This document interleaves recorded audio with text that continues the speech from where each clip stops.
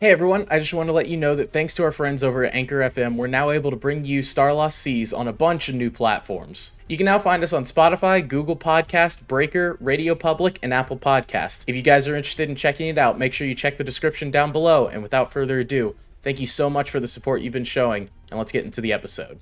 Hi everyone, welcome to Starlost Seas! I'm Cryolane, your DM. This is my lovely party. And is everybody excited to play D&D today? Everyone's tired. Everyone said it's Monday. Fine. Everyone's I'm vibing. I got a Sprite. I went out to Walmart this morning because I wanted a Gatorade. Noah's energy is gonna drive us all insane. I hate morning Walmart energy.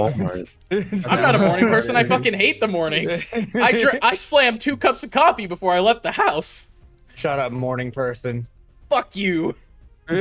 Shout out to whoever out there is a morning person. I don't know if you exist, but you seem cool. Shout out to whoever's a morning person. I hate you. Lived in the morning. Anyway.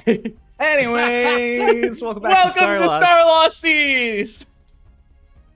When last we left our party, after making it to Shadestep, becoming a part of the conference, and being assaulted by Iliac, the Starlost form of Dolus, the Shadestep Harbor was also attacked, and as the party arrived, they discovered Starlost Lotus and Starlost Kieran there, kidnapping Archibald. Starlost Kieran.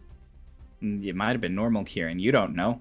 You don't know where Kieran is. He sailed off on a boat in the middle of the night. Facing down against their counterparts, they weren't able to do anything. They had to watch as Archibald was taken away through a strange gateway. My boy. Arm Epson.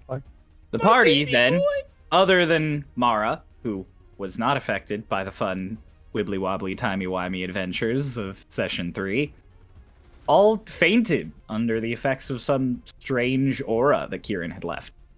When they awoke, they discovered that the Borderlace was completely destroyed at the bottom of the harbor. Eggold, despite a brief stint of dying, was saved by Twink's use of an obsidian dice and Mara's magic.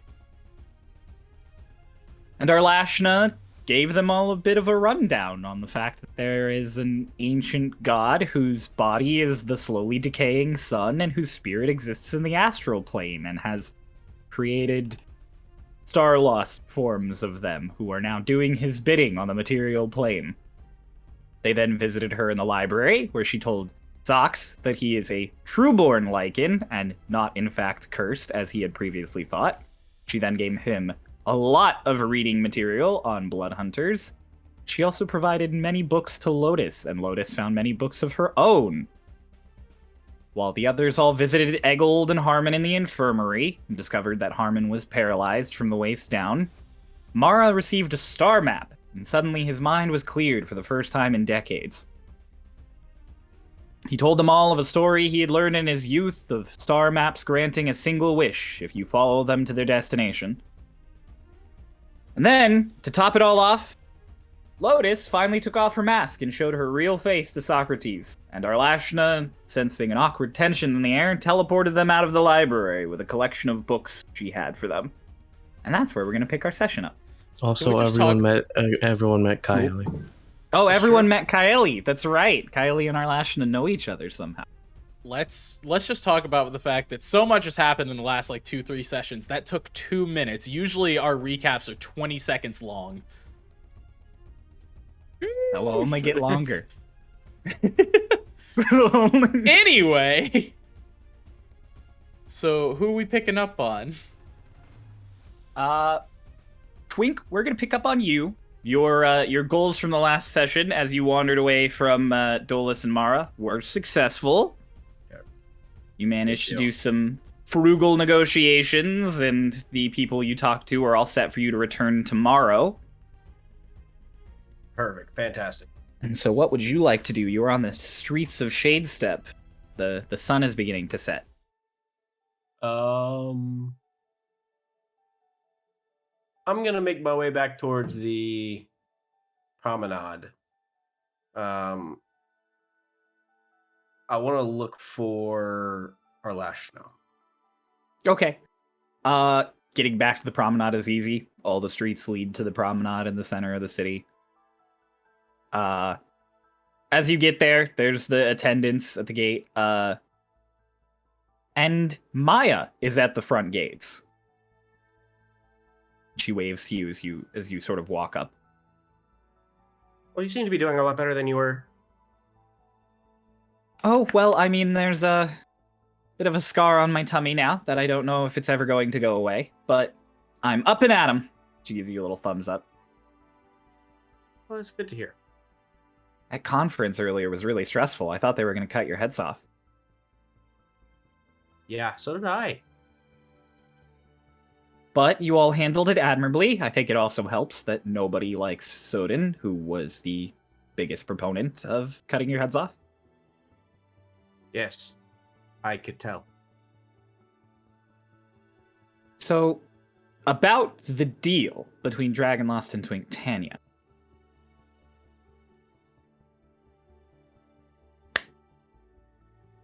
I don't have a boat to get home. And I heard from a little bird that you might be getting a new boat to get you places. So Which could I... one was it? Lotus or Dolus? No, not the actual, not the birds. Oh, no, no, I mean bird, Petron, the envoy for Illis. Hmm. Fucking blabbermouth. What are you asking me? Could you please take me home? And she does a whole head bow. Only because you said please. Thank you. Soden and I don't exactly get along, and I'm pretty sure if I asked him for a boat home, he'd send an entire fleet and try and take over Dragonlost. Smart. I would do the same thing. You'd help me, or you'd send an entire fleet and take over Dragonlost? Yes. Okay. Anyways, I have to go get ready for the dinner tonight. I assume that you will be there. Oh, fuck. Forgot about the dinner. You've got about an hour. Where's it at? Oh, it's going to be happening in the gala room. Second floor. Story. Second story. The second floory. Floor, story. I've had a long day. Yeah, I'm sure I'll see you there. Alright. Thank you, Master Tenseeker. And she gives you a little nod. Turns and walks away. I wonder how it's gonna go telling him we gotta go to Dragonlost now. He's gonna walk in. You have no idea where our last show would be? Not a clue. Are you just gonna wander around? Are you gonna ask somebody? Yeah, no, Twink's pretty good at wandering around, so he's just gonna do that for a bit. Okay, I'm gonna roll to see where you end up. Hell yeah. Soden's bedroom. Hell yeah. Oh, we're off to a great start. Wandering around, you decide to go up the stairs, the second story, and you wander until you come across the sixth door. You just Something about this door. I must open it. okay. You begin to slowly open the door, and you're immediately met with a room that's just full of desks and dark elves sitting at those desks with documents in front of them. And they all sort of they all kind of glance up and then just immediately go back to their writing. One of them. Gotta know. What? One of them just goes, "Sir, can I help you?" What are you doing? This is the licensing and trade office. We handle all the permits in and out of the city. Are you here to file?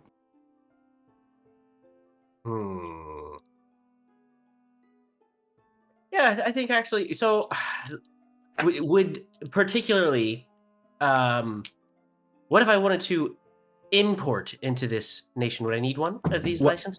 Yes. So you are going to need. She opens a drawer and her desk, and she goes, "You're gonna need a 325," and she hands you a piece of paper, and she's like, "You're gonna need to fill that out, and then you're gonna need a duplicate of the 325 that you can keep on your records. You will need an import office stamp from wherever you are importing from." She's like, "They look like this." She's like, "And then you will need an export stamp from us approving it, and they look like this. And she holds up a completely different stamp on the other side of the desk, and she goes, and then we can process all of that for you. It should only take about a week. What I gotta do to make it happen in 3 days? For that, she opens a different drawer and she goes, you are going to need a... No, not this. This is the old one. This is the old one. You're going to need a rush order, and she hands it to you. And that will have to be approved by either 3 ministers, or the Prime Minister. Fuck. I'll have it back to you tomorrow. Fantastic. And she just goes back to writing. And before he walks away, he turns around and goes, "What 3 ministers?"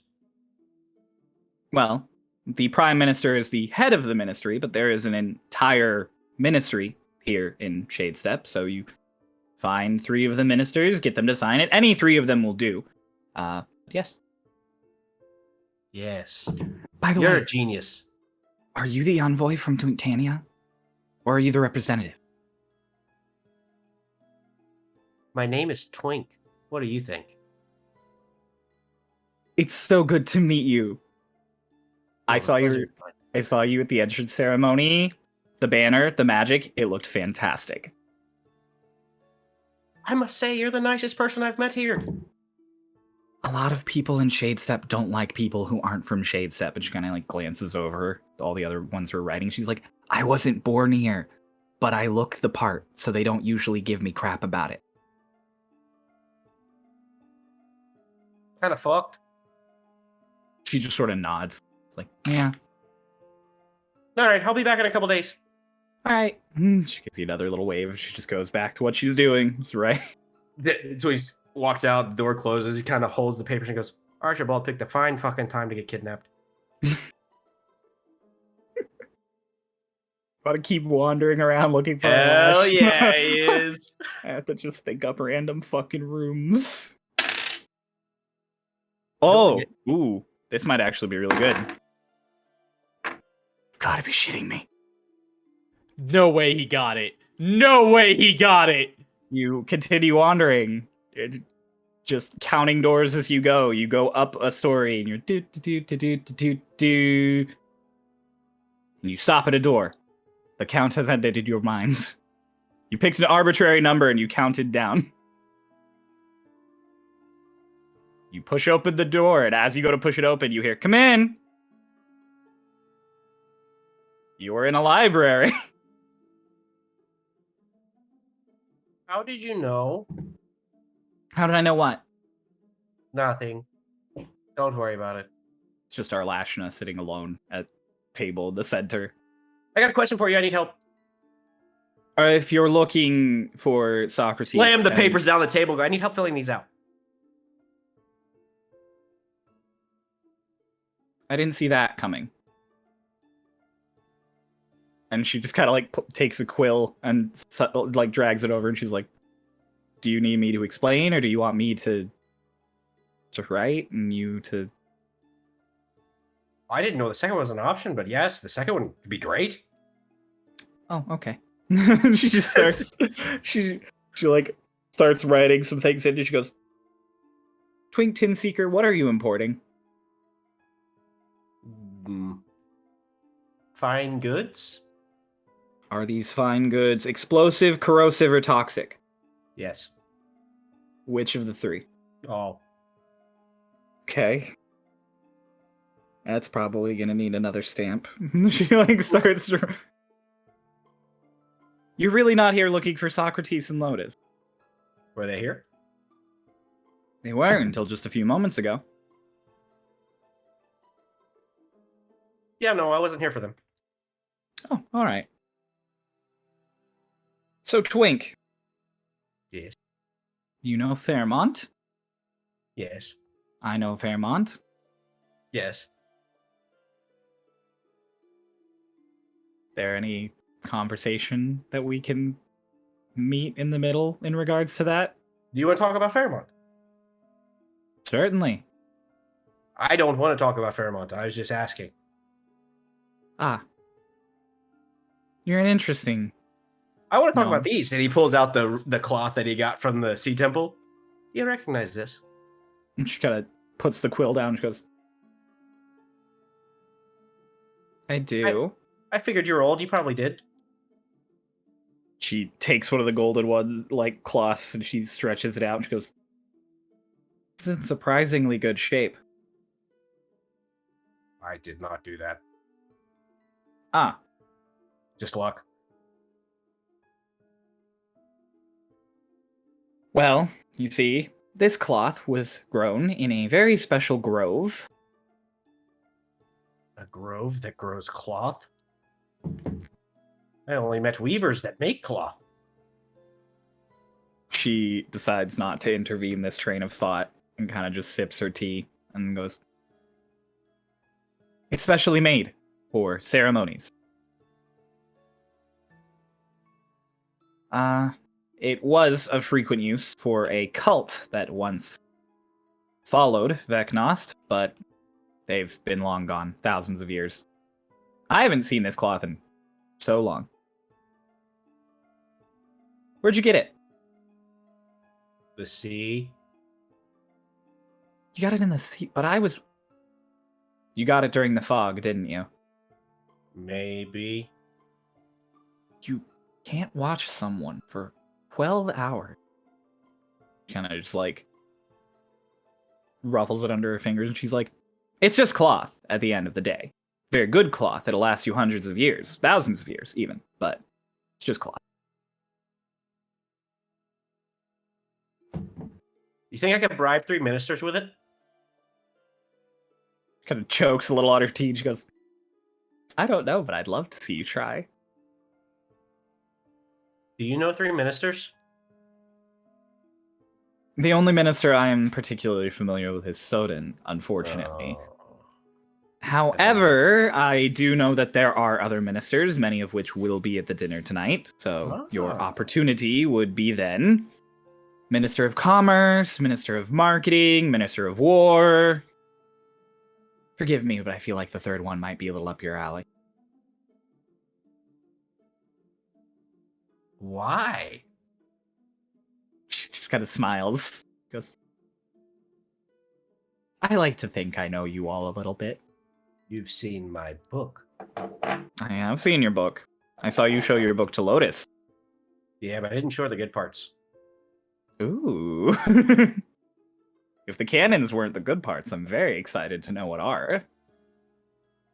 I think that War Minister would also be excited to know what is. Well, do you want the War Minister to know all of your secret designs? Like he could do anything with them. There is an Artificer Guild here in Shadestep. Yeah, I met him. I stand by what I said. Oh. Well. Fair enough. So, are you going to go get dressed up for the dinner? Are you telling me this isn't enough? Gestures she's at like- himself. Going through all of the papers still, and she goes, no, I think it'll be plenty. I just also know that the royal dressmaker was very attendant in making the uniform for your country. I should go check to see what that is. Maybe. But first, I need you to sign here, here, and initial there. You put the letter T in each of those spots. Okay. I feel like you're a good influence on Socrates. And she hands you the papers. I greatly appreciate your help. Of course. If you have any other questions, I'm here. I do always love talking to interesting individuals. You find me interesting.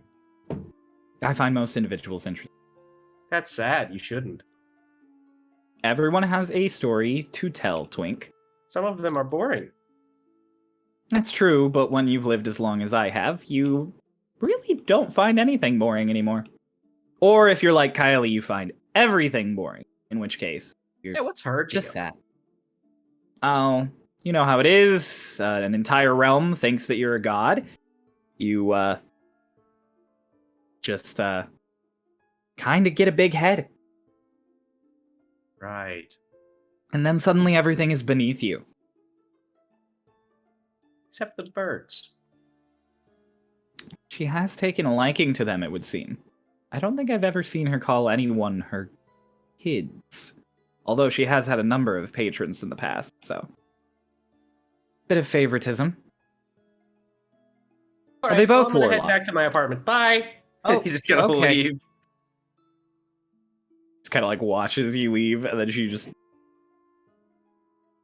Twink is the master of just cutting conversations at the meeting part. Like, just like, I'm out of here. Yeah, it's a Twink. You just leave. You going back? You're actually going back to your apartment? Yeah, I want to see if the new robes are there. So we're gonna cut back to about 30 minutes ago in the apartment when Yes. Socks and Lotus just got dropped in there with a lovely queasy feeling in their stomach and a bunch of books on the table in the middle of the resting area.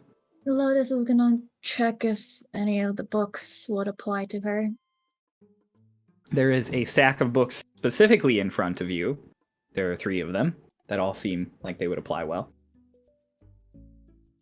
One of them is on evolution and genomes.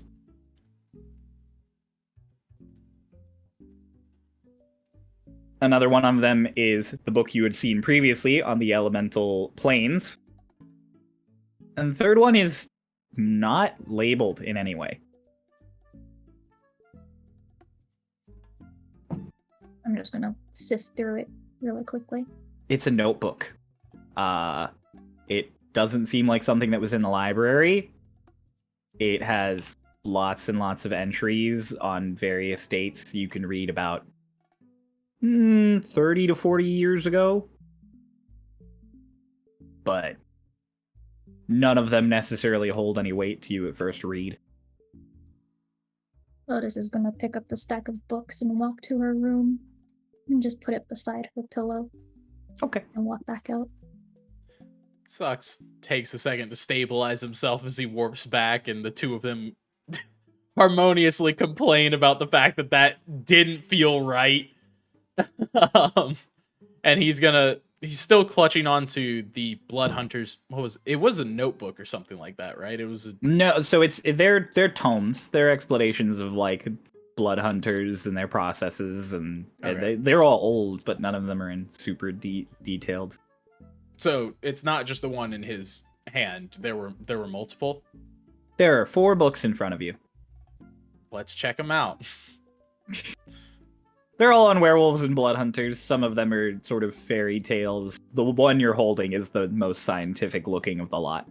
Okay. And Socks immediately just takes his and puts them in the bag. Sort of making sure that they are well organized.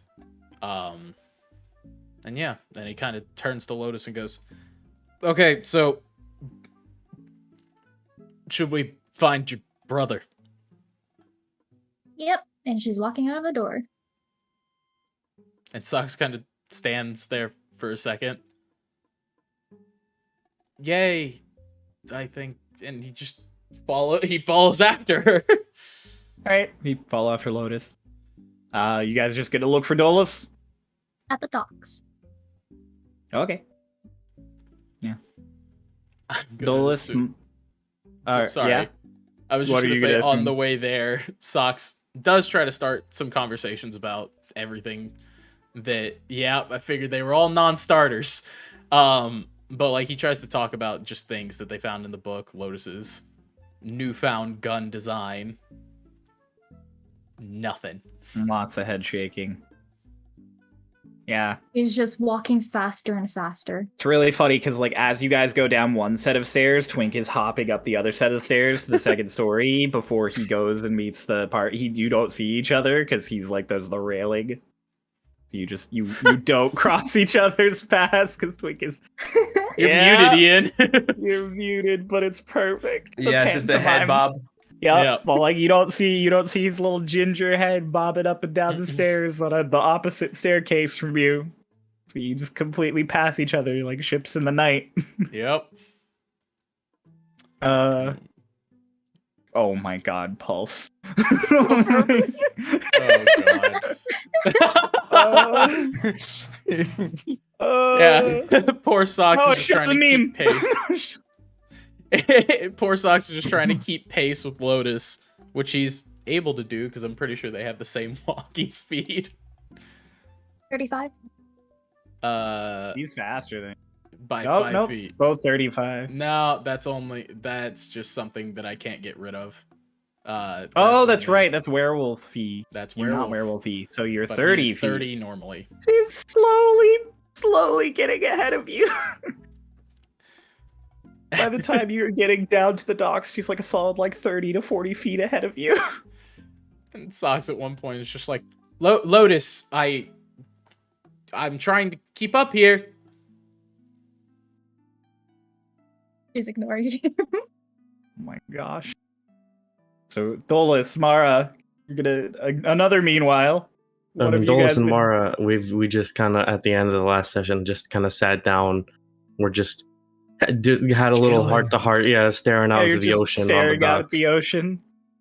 Yeah, So as you're staring out at the ocean now, the sun has finally gotten to a place where it is below the ash cloud that kind of covers Shade Step. So you get this really interesting sunset as the sun hits these clouds at an angle now. You can see the normal sunset over the ocean with the colors of the distance, but above you these clouds are all these golden and oranges, and it's absolutely gorgeous. The most relaxing sunset you've ever seen.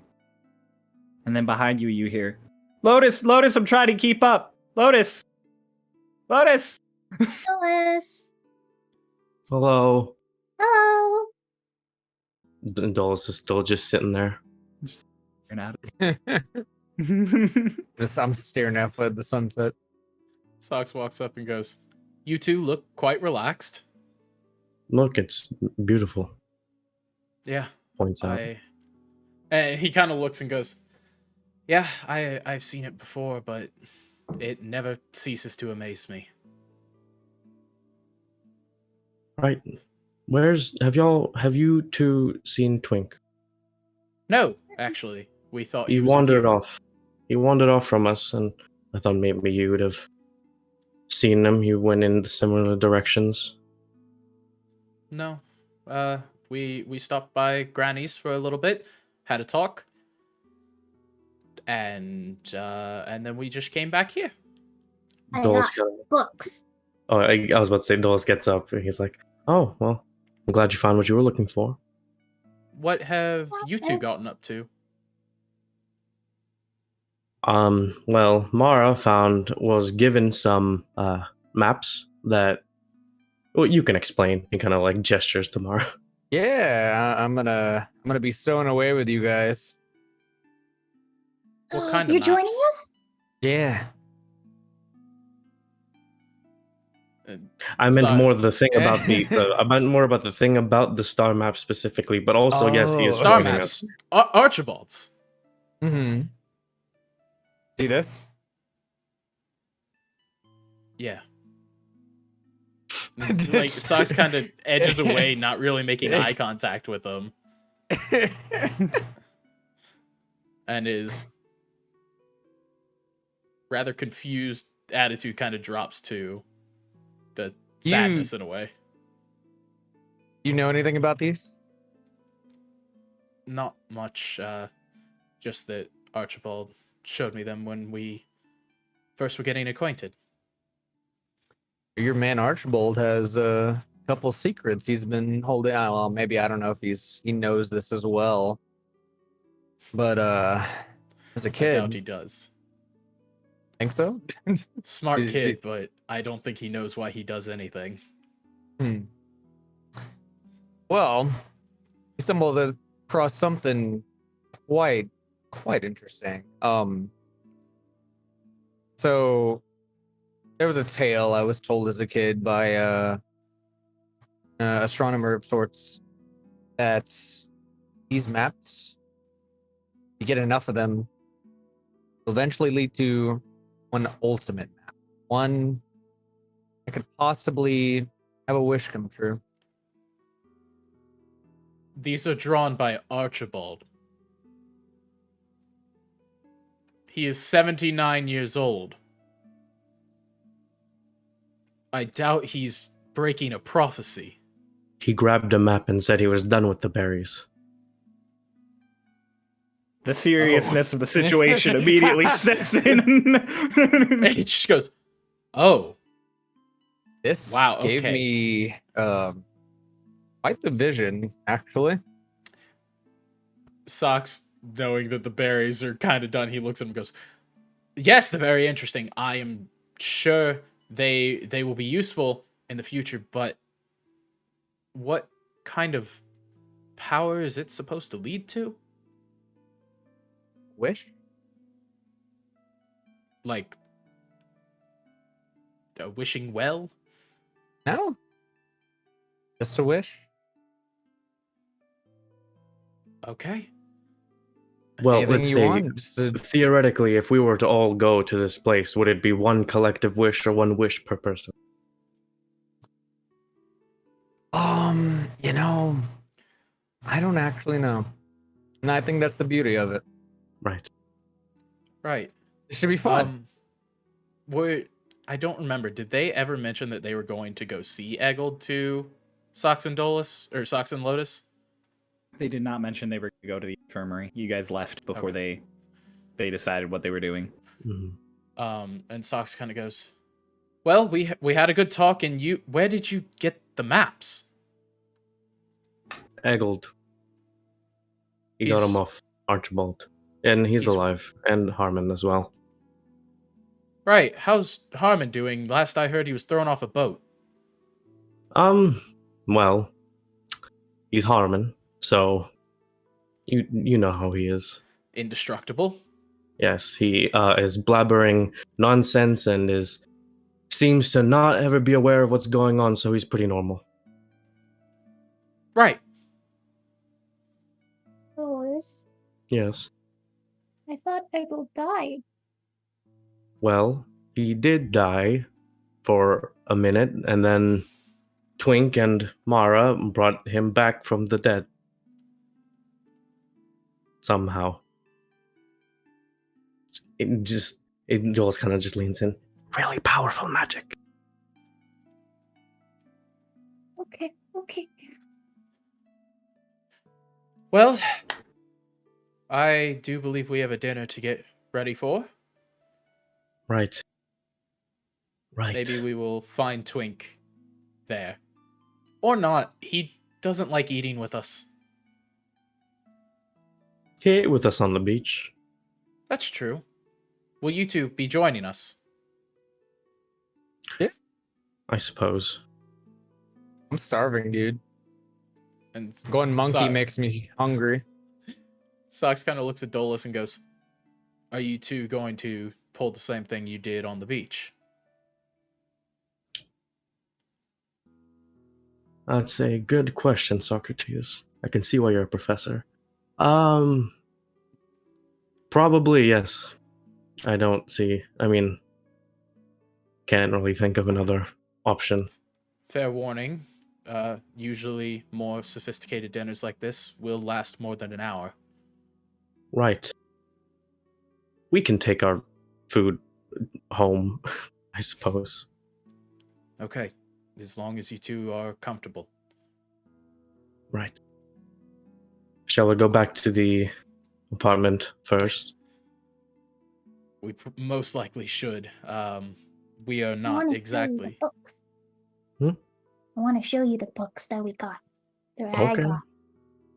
Right. All right. And we should Sorry, all walking probably off. get cleaned up. Kind of looking at the fact that they're all kind of scraped up still, or at the very least their clothes aren't looking too hot. I think I look fine. If Kind of Socks adjust his coat over him. does fucking like ash pop off of him as he does Yes. that because he was on a burning boat sick. And Socks goes, right. You know, you've all been filled, but y'all kind of look like shit. I smell like nature. I'm fine. And I suppose we will go back. Yeah. All right. On the way Cool. back. Just On the way back, I'm going to tug on Dulce's sleeve and slow my pace. Okay. So Okay. that I'm in they can trouble. walk. Mara and Socks are having a nice conversation about how the sun affects the ash clouds above Shade Step to make all the pretty colors, which Mara is what he's really focused on, but Socks is all about the science of it, while Dolus and Lotus kind of trail behind about 15, 20 feet. Dolus just kind of Dolus. slows down. He's like, yes. So I have good news and I have bad news. Okay. Which one do you want In first? trouble.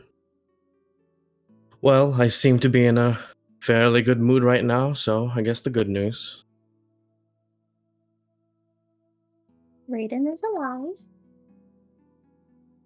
What? What? How would you know that? Not that Um, I'm doubting that he's alive. I thought that he was alive anyways, but where did you get this confirmation?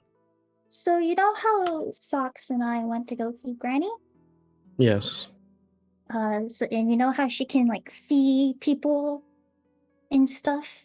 Right. So I asked her about Raiden, Uh-huh. and first she knows who Raiden is. Okay. She knew that he is an Eldritch Knight and he's super duper nice. And so she did her magic thingy, and he is alive in Dragon Lost. Okay. That's all I remember. That's all she knows, is that he's alive and he's in Dragon Lost. She watched us. She surveyed us for months completely. What is he doing? Where is he? I don't know.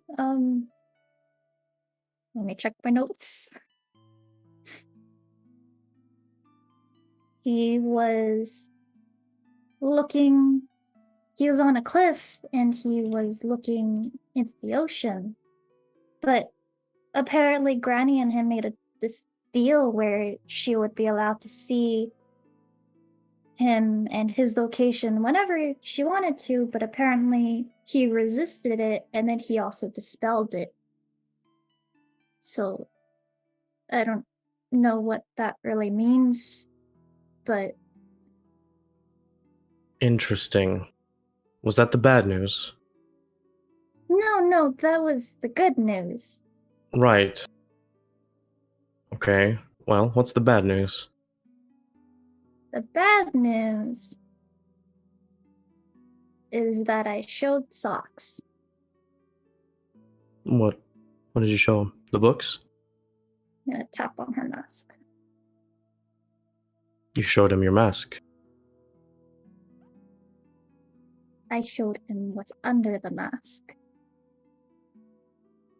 Dolus is just kind of, because he's not been like looking at her. He's just kind of been walking forward. It's like, oh, stops dead in his tracks. What? Processing time. Mm-hmm. Why? Socks is gesturing up to the sky right now to Mara, just like not a care in the world.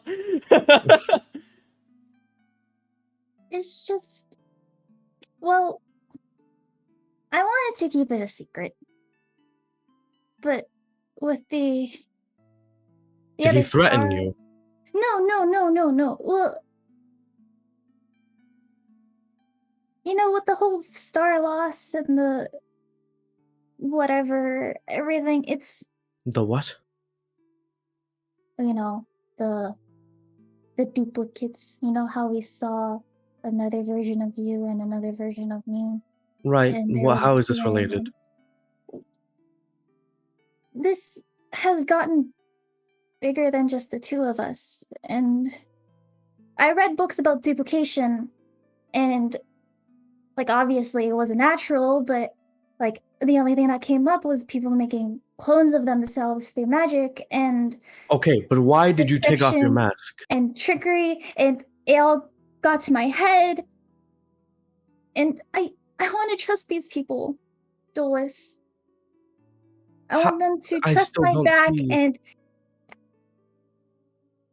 you know, have our backs when things are tough. Even if it means having one less secret. I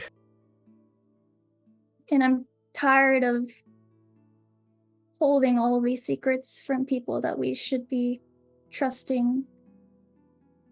And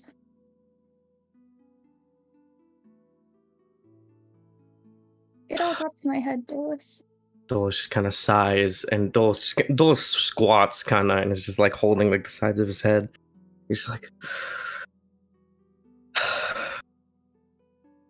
you don't think you could have asked me first, at least?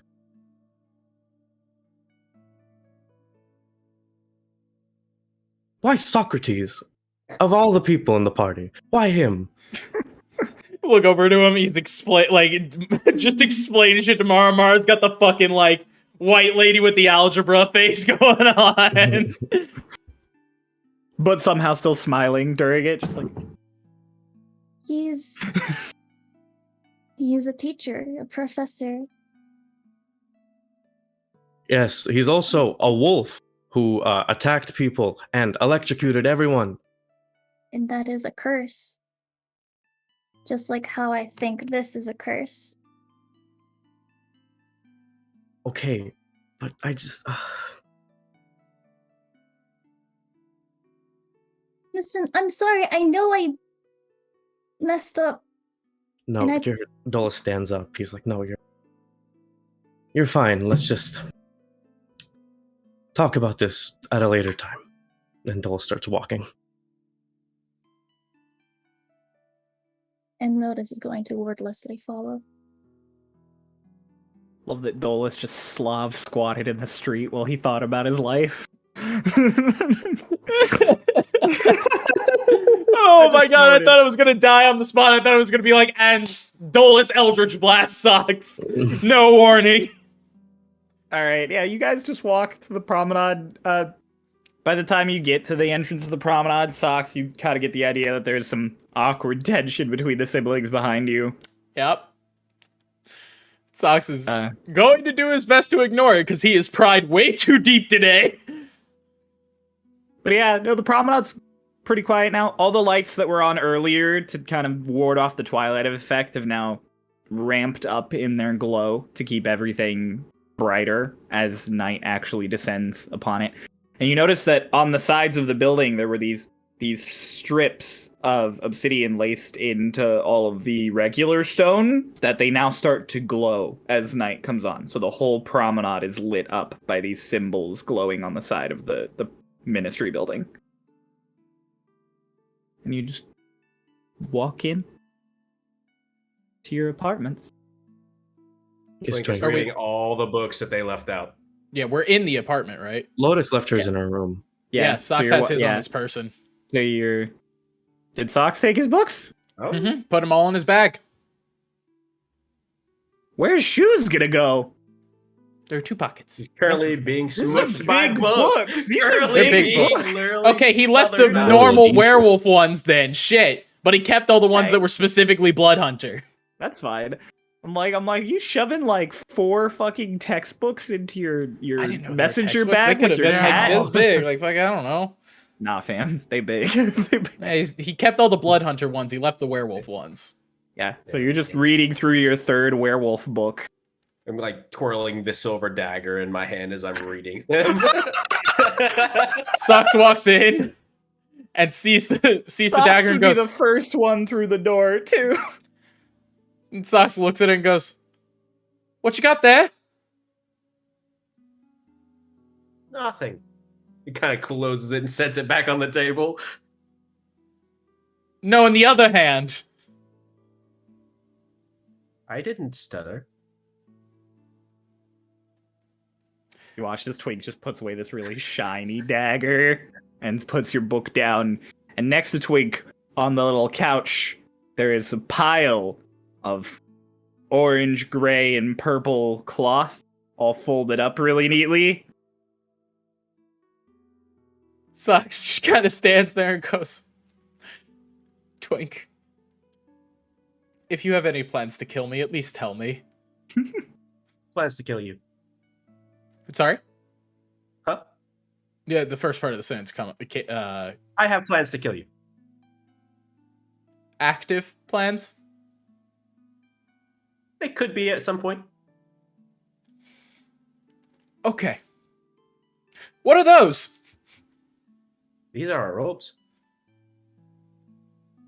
As envoys, you get to wear them. You're welcome. Oh, Look, these have holes for your wings. right. Are we? I'm assuming that I'm not able to wear what is currently on me. Dolus, you're covered in ash. I lived in the woods for years. Ash is nothing. These are not the woods. Might as well be. People To be act honest, like I don't it. really care if you wear them or not. But look, they have holes for your wings, and he kind of sticks his whole body through it. Socks kind of takes a pause and goes, Twink, don't take offense to the fact that I will not be sitting next to you at dinner. Don't take offense to the fact that I really don't care. Okay. I love the tension here. And Socks goes, you can throw my robe to me. What do I look like to you? Some type of bellboy? Then do you mind taking a few steps away? Are you scared of me, Socrates? No, I'm scared of what's attached to your hip. Dolus walks past I both of them and gets his and Lotus's I robes. hold it out to him. Here you go.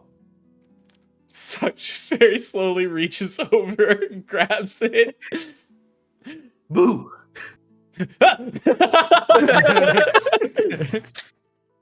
You all watch as this awkward tension. Well, all of you but Dolus, he's not caring at all about the situation, but the rest of you all watch this very awkward interaction between Socrates and Twink occur. Did they get me any robes? There are Yeah, it looks 6 like, robes. no, it looks like you have some here. Oh, all right. 6? There are 6 Oh. robes. Oh, fuck. I think it's for Lorelei. I think the 6th one's for Lorelei. Is the 6th one for Lorelei? It's just about Archibald's size. Cool, never mind. Ah! Dolus just kind of takes like the 2 robes for him and Lotus, like starts walking towards their room. He's like, come on. Okie dokie. And to the room she goes. Fuck, I forgot. Socks and Twink share a room. Yeah, they do. Socks walks in to the room and just starts taking his jacket off and getting ready to change. I'm There are all actually these just really- gonna do it Oh.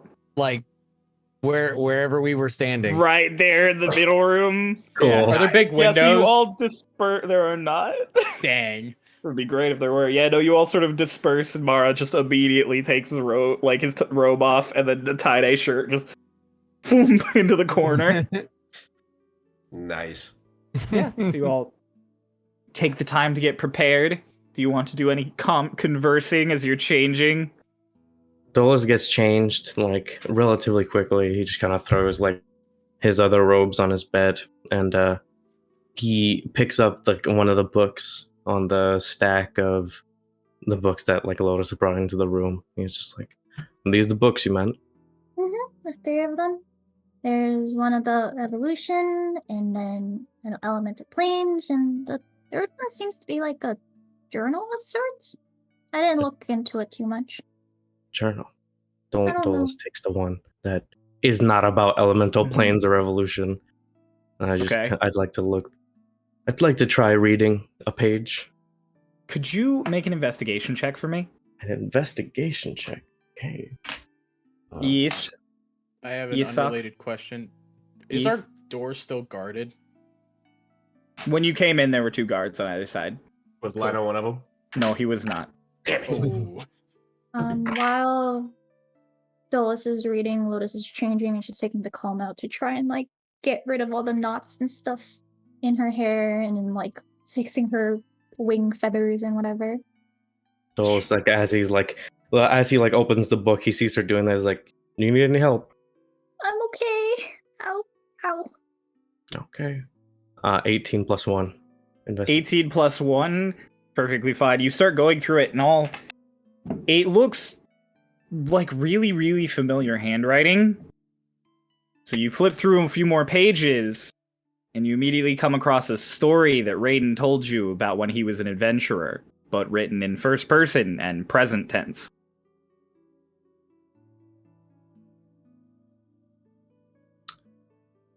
Lotus, Yes. did Alashna give you this book? Yeah, she teleported Socks and I out over, and those 3 were the books she left me. Dolus just kind of closes it.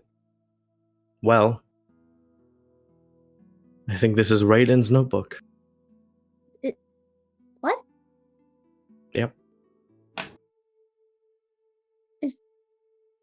Are we written in it? Can I look to the later pages of the notebook and see yeah. if I can see my name Go anywhere? right ahead. You turn all the way to the last entry you can find, and it is dated 20 years ago. Cool. Well, he stopped writing in it about 20 years ago, so no, I don't think he wrote about us. What's the last entry? What is the last entry? The last entry, as you read it, is talking all about how he has finally decided that he wants to take a rest, maybe ease up on things for a little while. He talks about how he really likes where he is currently in Dragonlost, but he might reconsider. He's heard that there are some nice places on the coast of the Empire and in Ubua. Then the last entry is just that he hopes he gets to write another one. Well, it seems last thing he wrote about was wanting to relax somewhere, the Ubua or the Empire. I'm glad he got about almost 20 years before we showed up. Give him time to relax before the bird storm. The bird storm. The bird An interesting storm. name. What'd you say? I said just an interesting name for our arrival. Well, are you ready?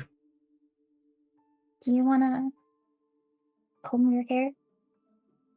I think it's fine. Dolus says, doing and pulls out 3 strands.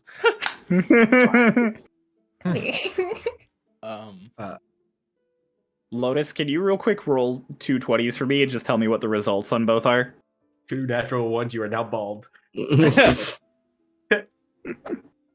Oh no. It looks like Bald Skrillex eagle. coming out. That's A one, that 6 one. and an 11. A 6 and an 11. Which one did you roll first? The 6? I rolled them at the same time, so it's up to you. Okay. So, Lotus, not seeing your own hair, you just kind of tugged and pulled and straightened. So it ended up being really kind of frizzed and poofed more than you meant it to. It's all straight. There are no more knots, but it's not, doesn't look nice by any means. Dolus, something very similar happened, except you did not get all the knots out. Because there is one that you just kept going, and it just keeps tugging. Dolus is going after just feeling the results of what happened to his hair and looking at Lotus. He just kind of takes the comb from her hands, let me take a crack at it. Alright, Dolus, roll a single 20. A single 20. Single 20, no modifier. Okay. Oh shit. Ooh, that's a 13.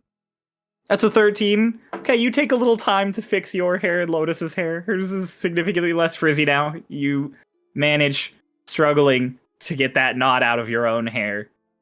There's no special style to either of them, but they are no longer tangled, knotted messes. Mm-hmm. Good job. Nice series of rolls there, guys. Yeah. Fantastic. All right, Whatever. Socks, Twink, how did your changing go? Are you all changed? Twink's gonna kind of say, Socrates, you shouldn't be afraid of me. I'm not planning to kill you. I just have plans to kill you. That still seems fairly threatening, but I believe I understand what you're saying. Okay, I'm glad we're on the same page. But if I may ask, You can't. well, I'm going to anyway. Okay. When we were called in for that meeting, they mentioned the name Tiamat. I've only really heard of them in legend. Why did that get brought up? I don't know.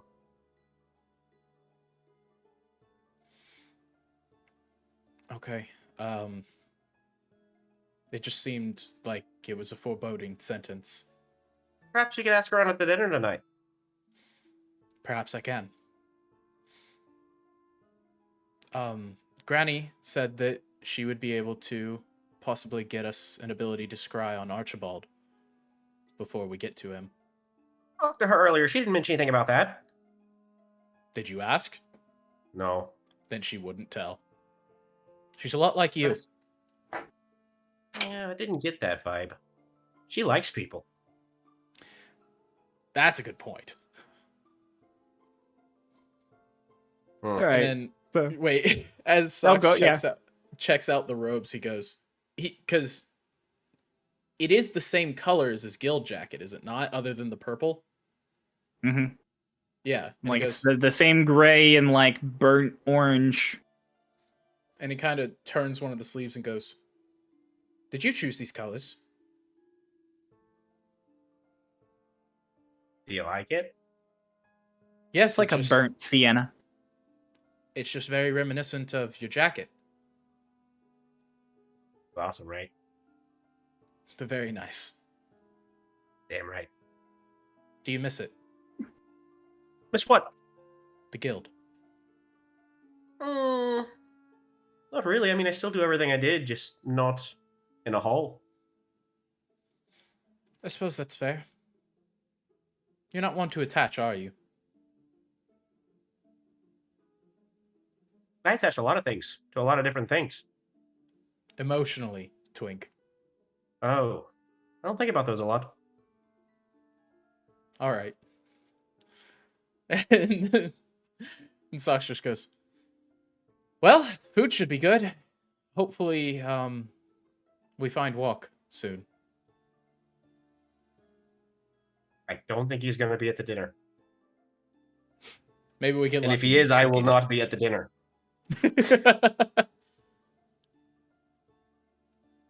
First time we haven't had fish in a while, other than the boar.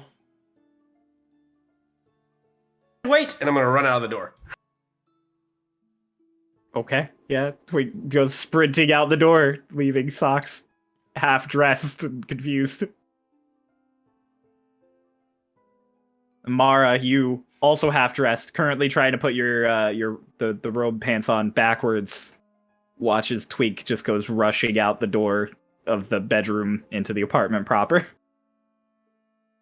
That's not how that goes. Help me.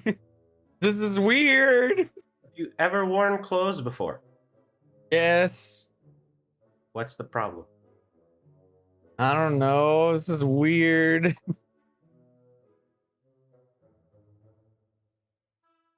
You know, it's fine. Is he gonna help me? No. No. Yeah. Mara, you're a little lightheaded today after your lovely epiphany and vision earlier, so you're struggling a little getting ready, but you're hanging in there. You're doing your best. You're doing your best. By the time the birds are done, you've got the pants and the shirt on and are now struggling with the vest. Would you like some help? Please. Dole is gonna go over and help him put his clothes on. Sox Aw, meanders yeah. out and is just like, "Twink, what did you run out for?" I was getting bored of our conversation. Sox takes out his notebook, flips to a page, and just puts down a tally mark under something that that he hasn't talked about yet. Oh my god. Lotus just kind of straightens up. Mara like fixes like the shirt, like he will make sure it's like on all straight, you know.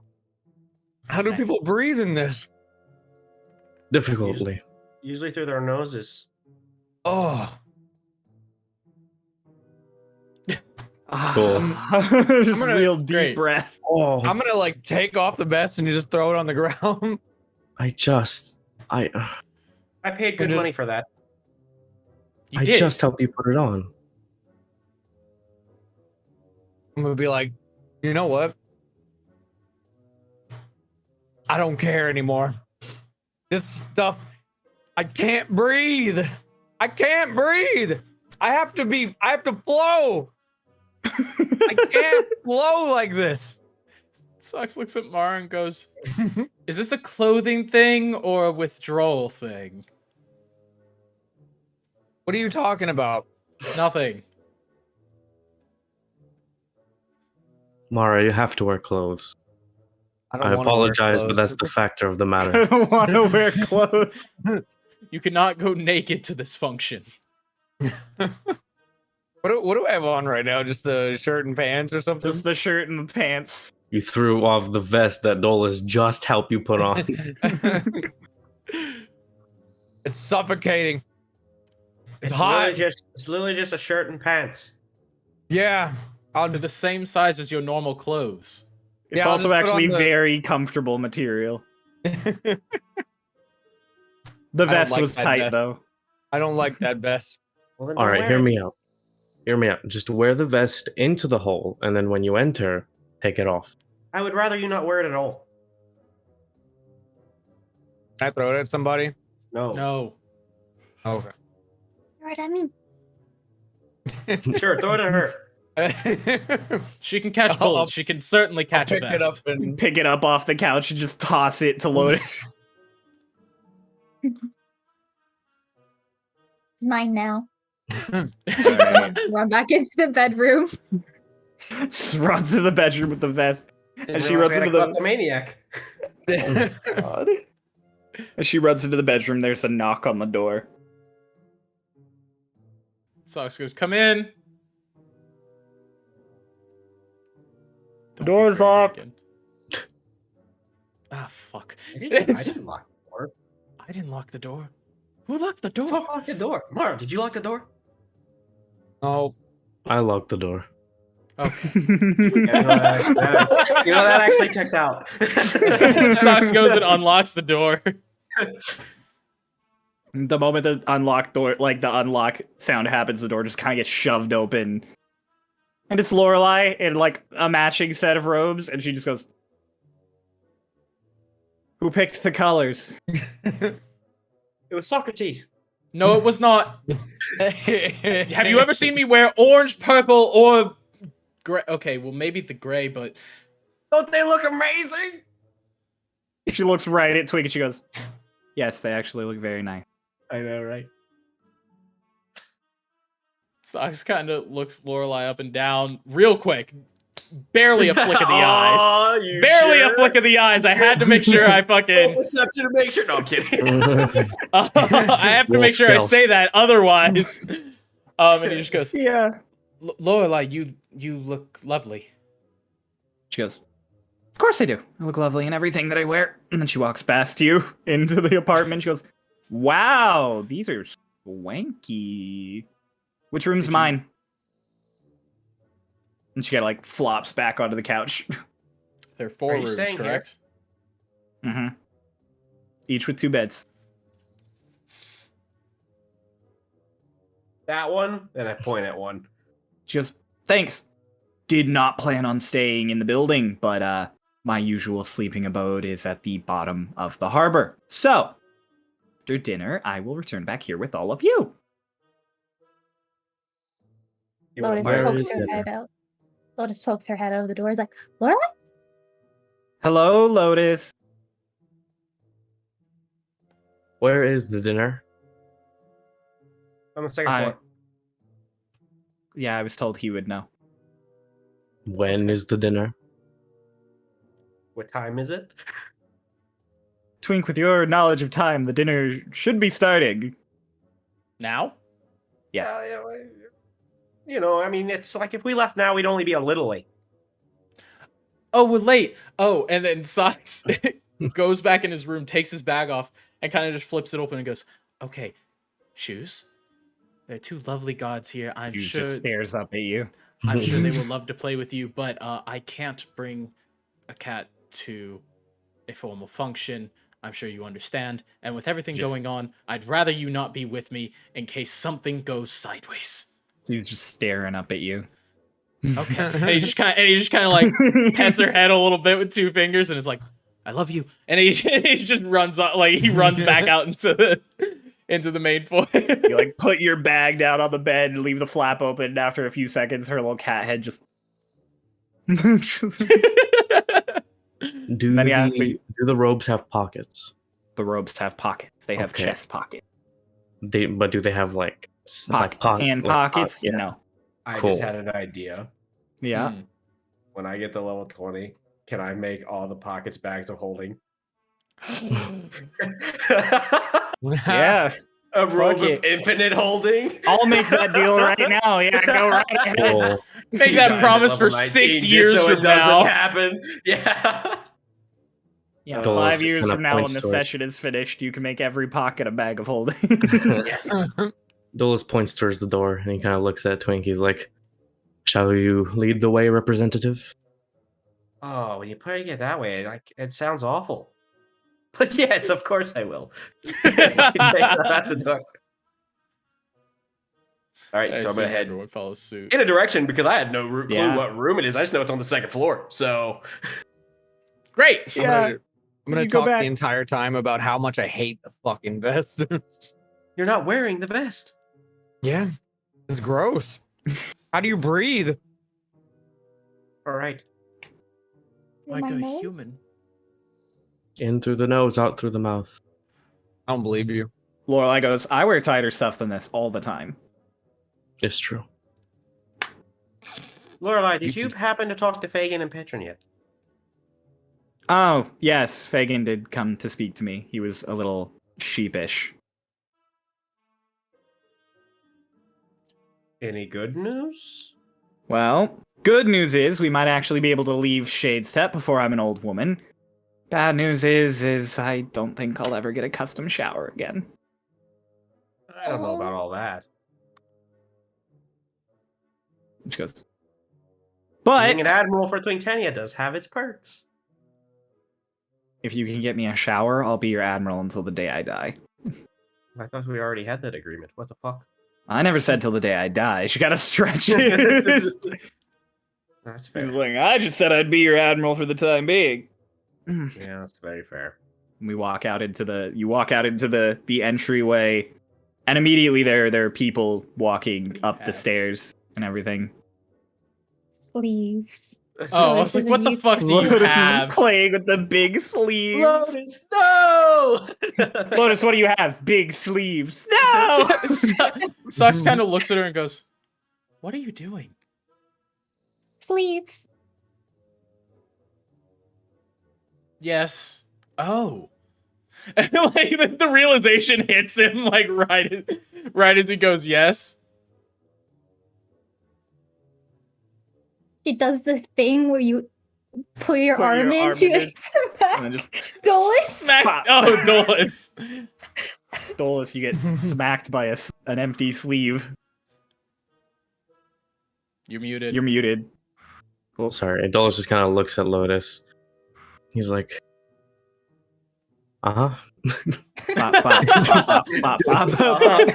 kind of looks forward, and then as they're still walking over, Dolus slows down slightly to where he's just like a foot behind Lotus. He pulls back his sleeve and smacks her on the back of the head.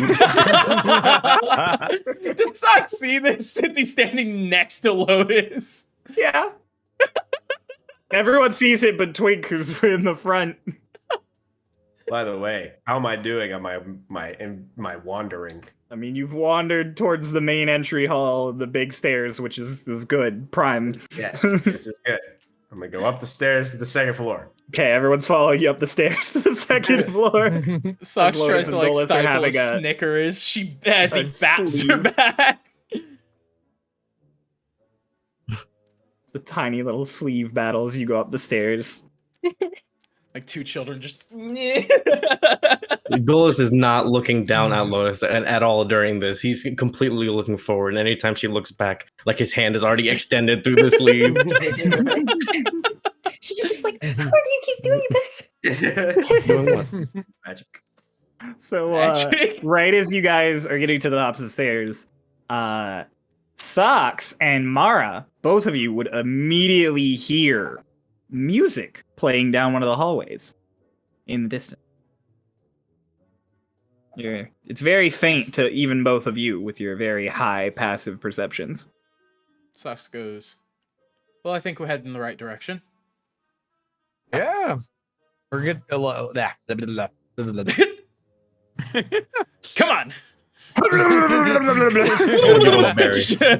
The Electabuzz. Looks like we're gonna get a show.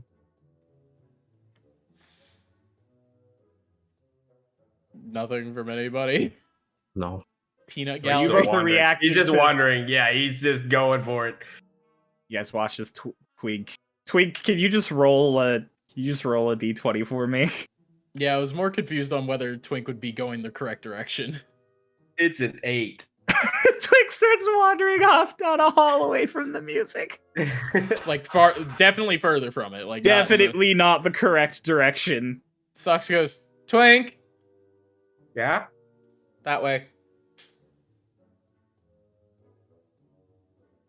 Who's leading? You can lead. I'm hungry. Twink keeps going down the hallway. Lorelai shrugs and she's like, I'm his admiral. And she starts walking after Twink.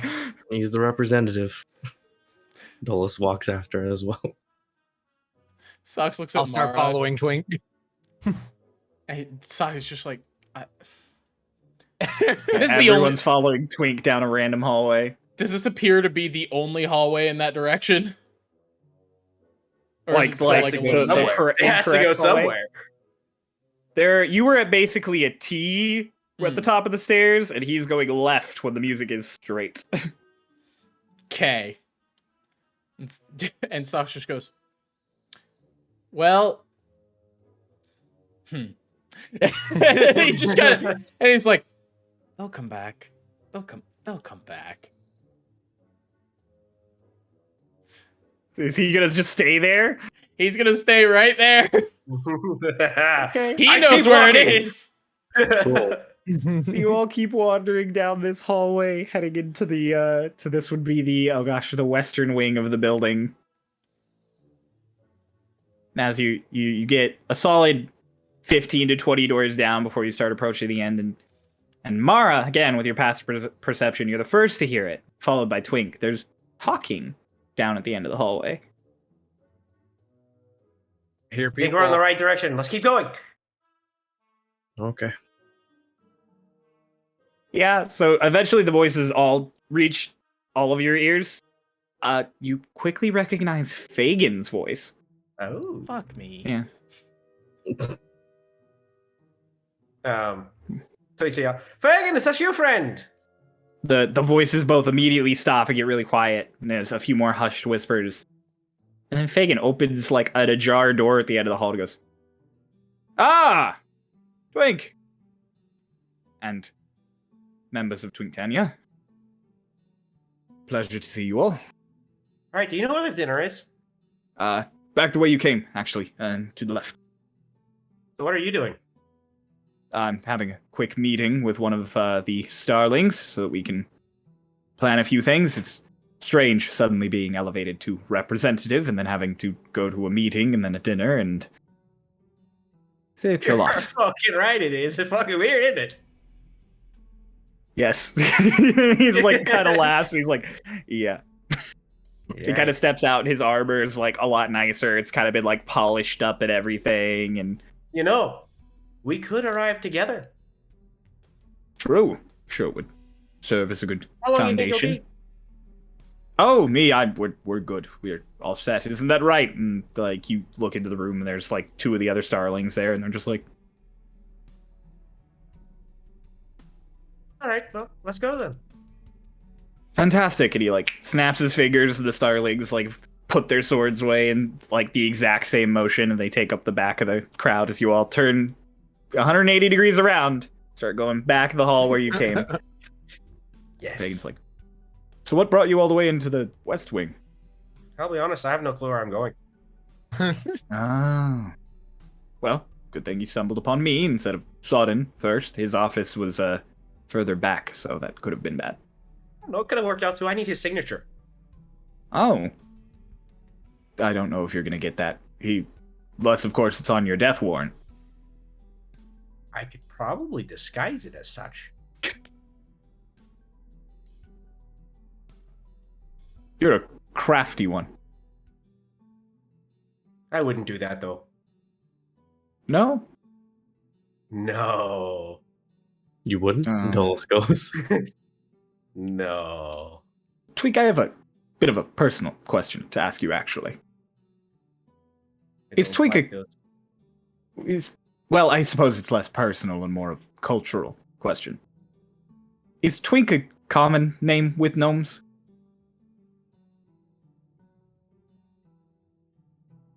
Insight. Yeah, roll an insight check. What are you That's a checking nat for? one. That's a nat one. Just asking you a question, man. You're very confused by it. You actually didn't quite hear it all. You think you heard is Twink a common name or no? Like just in general a name? I mean, to be fair, I've never heard of another Twink. Oh, it's strange. This is the second time in my life I've met a gnome named Twink, so I thought it would be more common among your people. Well, the first one wasn't as cool as me, was it? Well, the first one was my party member who eventually sacrificed himself to save my life and then summoned an avatar of Tiamat to, you know. What Oh. a fucker. Who would do that? No fucking way. Yeah, no, quick out of character, I remembered this. What the fuck? Literally, Ian sent me Twink's thing like months ago now, and I was like, what are the odds of two gnomes both named Twink in the same universe? Anyway, So anyways, Yes. yeah, so Fagan's just like, yes, so I thought it might have been a common name, seeing as you're the second Twink I've known. But I'll be first in your heart. My friend was very dear to me, so I'm Still have uncertain plenty of about time. We still have plenty of time. that. I once fired him out of the longbow into the eye of a basilisk. Okay, we'll never be that close. He was a great and powerful wizard. I miss him dearly. Refrain from saying it, refrain from saying it, refrain from saying it. Yes. All right. Then why'd he die? Fuck!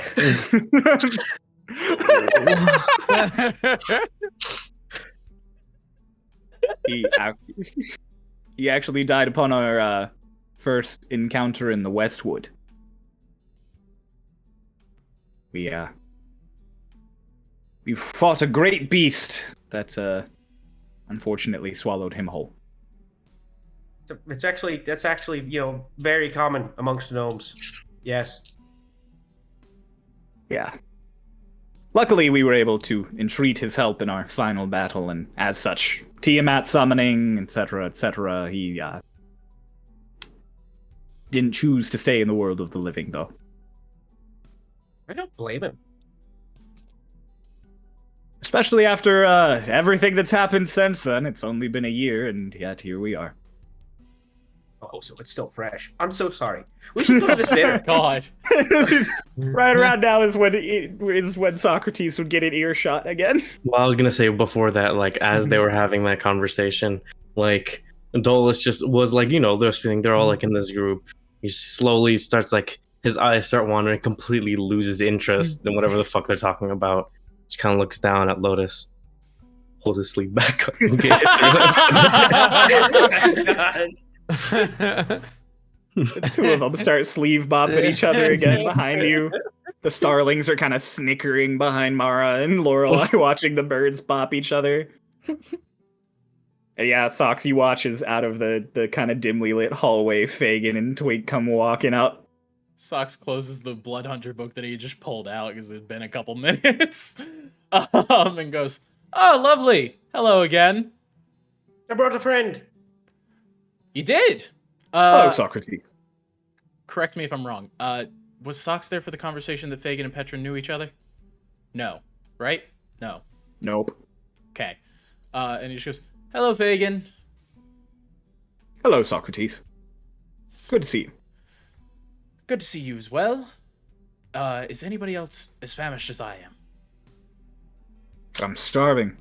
Could eat an entire leg of ham. I could eat the whole lamb.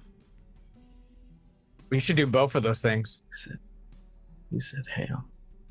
Did say ham. Ham. Ham. I could eat the whole ham. I wasn't gonna say anything, but Fagin kind of just sits there as Twink is like, I love this awkward tension. Twink's also just gonna take off down and towards the hall. Twink just starts walking as quick as he can. And And he's everyone like, else "Whoa." follows at a leisurely pace. Yep.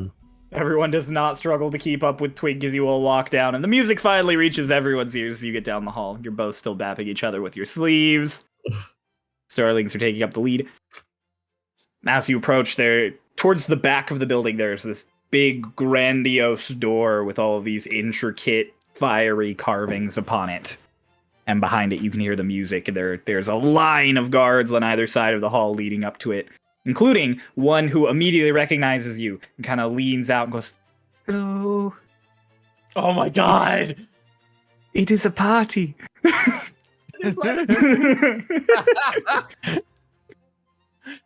Hey, party tonight at my place. Oh, would it be better than the last one? Did you not enjoy the last one? I got in trouble for the last. You will get in trouble for this one. Okay. As the group rejoins and they're still slapping each other, he just goes, "Who's winning?" Me.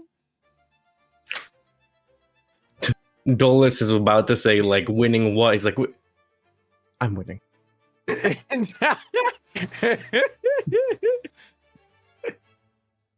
Do we have to open these doors? Nope. Guards at the end of the doors, as you get to them, they just swing them open wide.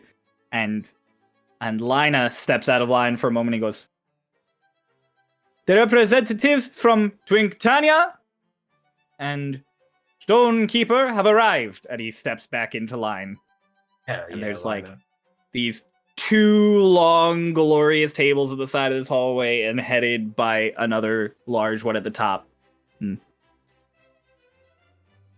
it's just this absolutely giant, gorgeous hall that's lit by beautiful chandeliers of obsidian and torchlight at the top. And at the very top is this grandiose dome that can look out at the mountainous terrain that sort of slopes back into Shade Step. And it's got a perfect view of Mount Minori in the distance, still spewing fire and ash into the air. Super high ceiling. Super high ceiling, like Is 80 there a feet. mural on top? No, it's a glass dome. Big glass dome. That's cool. Sox seeing the chandelier goes, "Fuck, I never got that sword." My Like sword- just immediately remembering all the obsidian and the beautiful glow of it, he's like, "Ah, fuck." Sucks. She's just gonna walk. Do I see food? Sox kind There of is throws food a hand laid up out in at all of shock. the. There's food on every plate on each of the tables. Is there When- is there a specific spot? Like, do I look Yeah. around and see like You're The having some Britannia trouble table. seeing because of the height of the I tables. know. I'm sorry. Can I Fagin look kind of for one? leads. Yeah, no, Fagin kind of leads down. He's like, "I believe I'm supposed to be there," and he points at the banner that there's a Stonekeeper banner over one of the tables and seats, and he goes, "And I believe you're supposed to be there. And there is right at the end of the left table, there's a row of seats that are all empty with the Twinktanian banner as seen earlier, demonstrated by Twink's magic, dangled up above it. Yes. Beautiful. Hell yeah. Lotus over there. Over there. Yeah. Yes. There. Yes. That. No. This yes. one. Dola starts walking to Fagin the goes, table. That one. Fagin. That one. Dola starts walking to the table. He's like, this way. Sox follows behind Dolans. Fagin gives you all a little like half bow, and then he turns and starts walking to his setup. All right. Sox, as you pass, you would pass Yubawa, and then you would pass Dragonlost, which is currently only Maya sitting alone. Sox So kind you of pass. looks at... as he Oh, passes Maya. Go on. I was Go. gonna say, as you pass Yubawa, Matthias kind of leans back and he goes, "The adventurers, I like you." Sox kind of does like a leisurely bow as he walks by. Thank you. That it. He, as Sweet. Lotus waves goes her hand to wave, he just gives you a high five.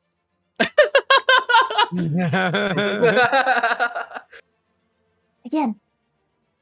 He gives you another high five. Yes. He's gonna stop at the Yuba table on his walk, and he wants to talk to the representative. Yeah.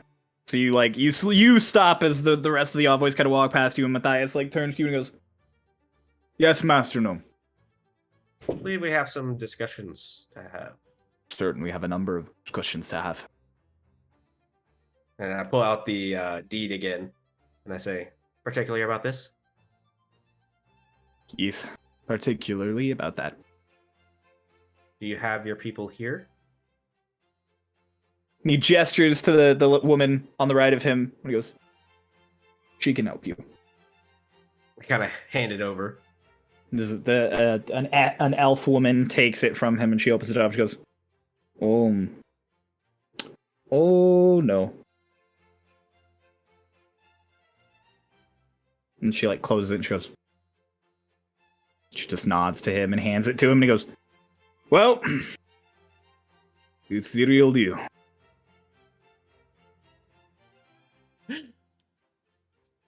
So The- when I'm done here in in Shade Step, I'll be making a stop in Yuba. I'd very much like perhaps we could ride out and view the land together. You won't have to ride out far. You can see it from the harbor. Regardless, I mean, think we can hand- find a way to make this work for both of us. He hands you the thing. He goes, "Just remember, if anything you do is not in the interest of Yubua, I, as king, am going to have to intervene." That's fine. Just know, Hmm? I'm the man who almost created a country overnight. You know? Yes, you are. And he gives you a little pat on the shoulder. He goes, good dinner." And he like scoots the chair back in. He goes, I'll be seeing you in a bit. He raises the glass, goes back to drinking and talking to his envoys. Yeah, I'll So, head back over. yeah, so as the group is passing by Dragonlost, he kind of looks at Sox kind of looks at the lone Maya and goes, "You know, you don't have to sit alone." She goes, "I'm not." So it's a long table that you're all sitting at. It's Yubu on one Okay. end and Twink Tanny on the other. With When you Dragon said just Maya, alone. I assumed there were like no. 9 seats and there was a lone Maya. No, there's like 3 seats in the Dragon Lost section, and she is alone in one. But Okay. it's not like she's sitting in a giant empty. Well, it's kind of a giant empty on her left because it's all of your seats Yeah, that are still okay. empty. Never mind then. I thought it was like there was a reserve section for Dragonlost that was a lot bigger. You get the sense that they weren't exactly respected for their visit. Mm. So yeah, no, never mind then. Everybody sits like normal, assuming She's nobody else wants anything. Twink's just next to Maya. Twink takes the last seat on the end of the Dragonlost section to the Twigtadia section right next to Maya. She goes, "Hello." Question. Yes. Are you familiar with the ministers here? Oh, I've read about a few of them, but I've never met any of them. Could you recognize them? By face, no. But if I was able to speak to some of them, maybe. No, that doesn't help. Thank you, though. Oh, I'm sorry. It's okay. By the way, I might need a rush on the exports from your country. I'll let you know the details later. Oh, okay. She kind of sits up straight in her seat, and then she's like, I don't have a way of telling them that. My boats are broken. I didn't think this far ahead. And she kind of sits up straight. She's like, yeah, I didn't either. We're kind of fucked when it comes to being leaders, huh? Yeah, kinda. Well, at least we have food. True. It's very nice soup. And she like gestures at the starting course. Goddamn, tell me it's not fish soup. It's not. Oh, thank God. It's a nice chicken soup. As you all take your seats. It's a nice little chicken soup with like a little roll. Yeah, chicken soup for the birds. Well, this kind of fucked up.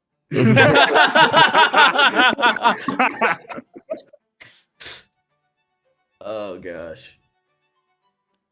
But yeah, so as you all get seated at the very front, in the very center of the big table, Arlashna stands up and she pings her little champagne glass with a fork. And despite only pinging once, it echoes very loud and across the entire room, immediately sort of drowning out any and all speech. And then it kind of fades slowly. She gives Lotus a little wave. Everybody is still at their tables except for Lotus, who did her little wave real quick. Ashna's like, thank you all so much for coming. I know, after all, we've had a very unorthodox first day of the conference, although I suppose that the entire conference is unorthodox. Still, this is a sign of peace. A sign of growth. Something that we in the North are very proud of the rest of you for doing. So, everyone eat, everyone talk. Once we're done with the main courses, get these tables out of the way and we can all mingle and get to know each other a little more. And then she waves her fork, and the music, seemingly from nowhere, starts again. And then she sits. Broken. She's fantastic. And she just starts talking to Sodden next to her at the head, like the top table. It's sucks. Ever just so hungry. Immediately grabs a spoon and goes to eat. Why are you I'm gonna be smiling? slurping. Don't smile. Don't smile. You're fine. Okay. Lotus casts this guy's self on herself, and then takes her mask. She pulls a mask out of the mask, and then just grabs the bowl and. I'm doing the like, same okay. thing. Next to you all, Maya's just like looking over Twink at you all, just sort of, and, Yeah, and Socks just. She's like, huh, you guys have been at sea for a while. pretty out of your zone here. Well, to be fair, this was never in our zone before the sea. Ah, understandable. Well, do I have to explain to you how all the various dinnerware works? You think I'm an Various idiot, spoons? Maya? I don't know if you know. I want to give you the option of knowing.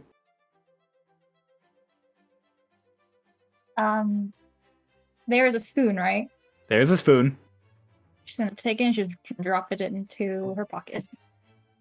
You have chest pockets in this clothing. It's just gonna be a spoon sticking out of it. They're inside the robe. Oh, okay. They're inside chest pockets. Make a sleight of hand check.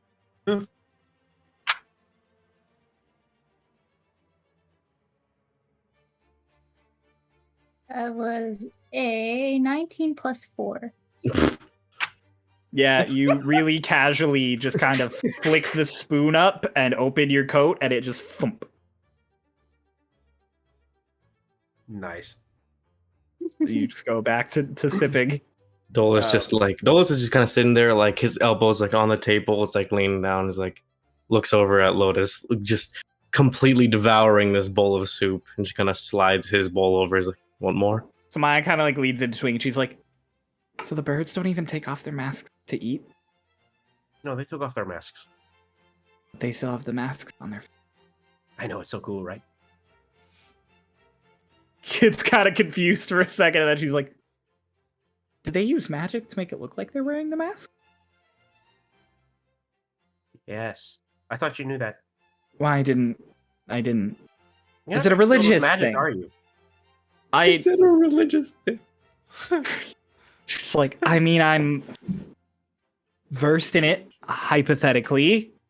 There's no hypotheticals. You either are or you aren't. I'm not very good at spell casting It's okay.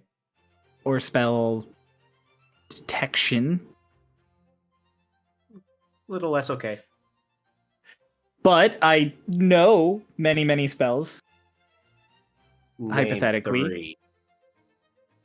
It's like, well, of course, there's magic missile. Of course, there's Sucks to hear all shield. this. There are yes. Great. There are numerous incantations that can be done only by sorcerers or by warlocks. There's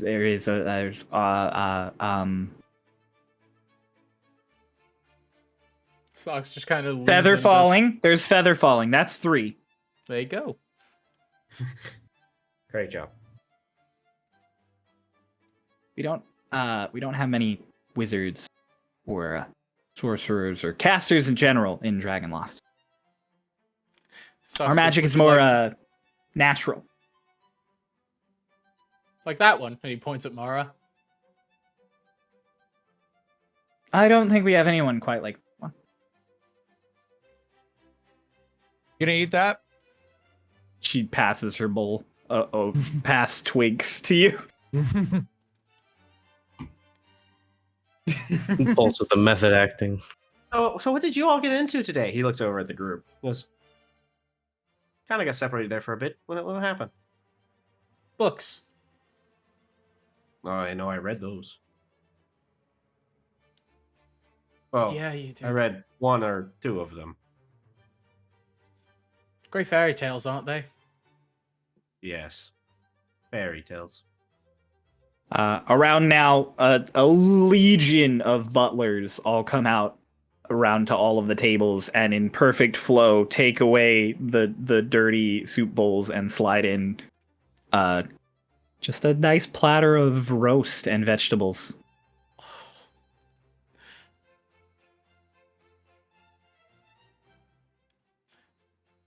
Socks. Yep. Socks? I was gonna let Ray go. Go ahead. Okay, Socks getting past the initial rush of food is going at this one at a normal pace instead.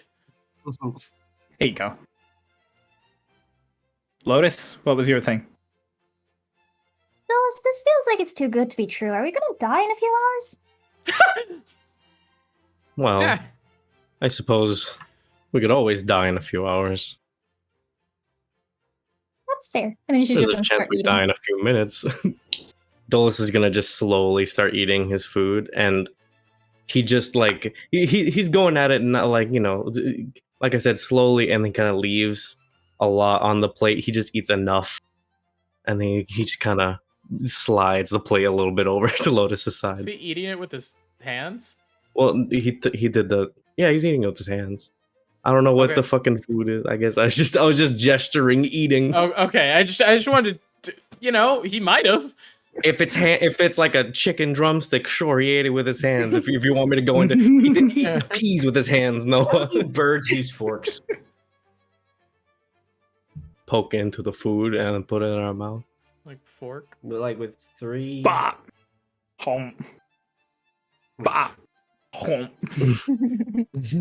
Anyway. Brutally stabbing it. They have Yeah. more than 3 fingers. Socks, are you gonna cut your roast?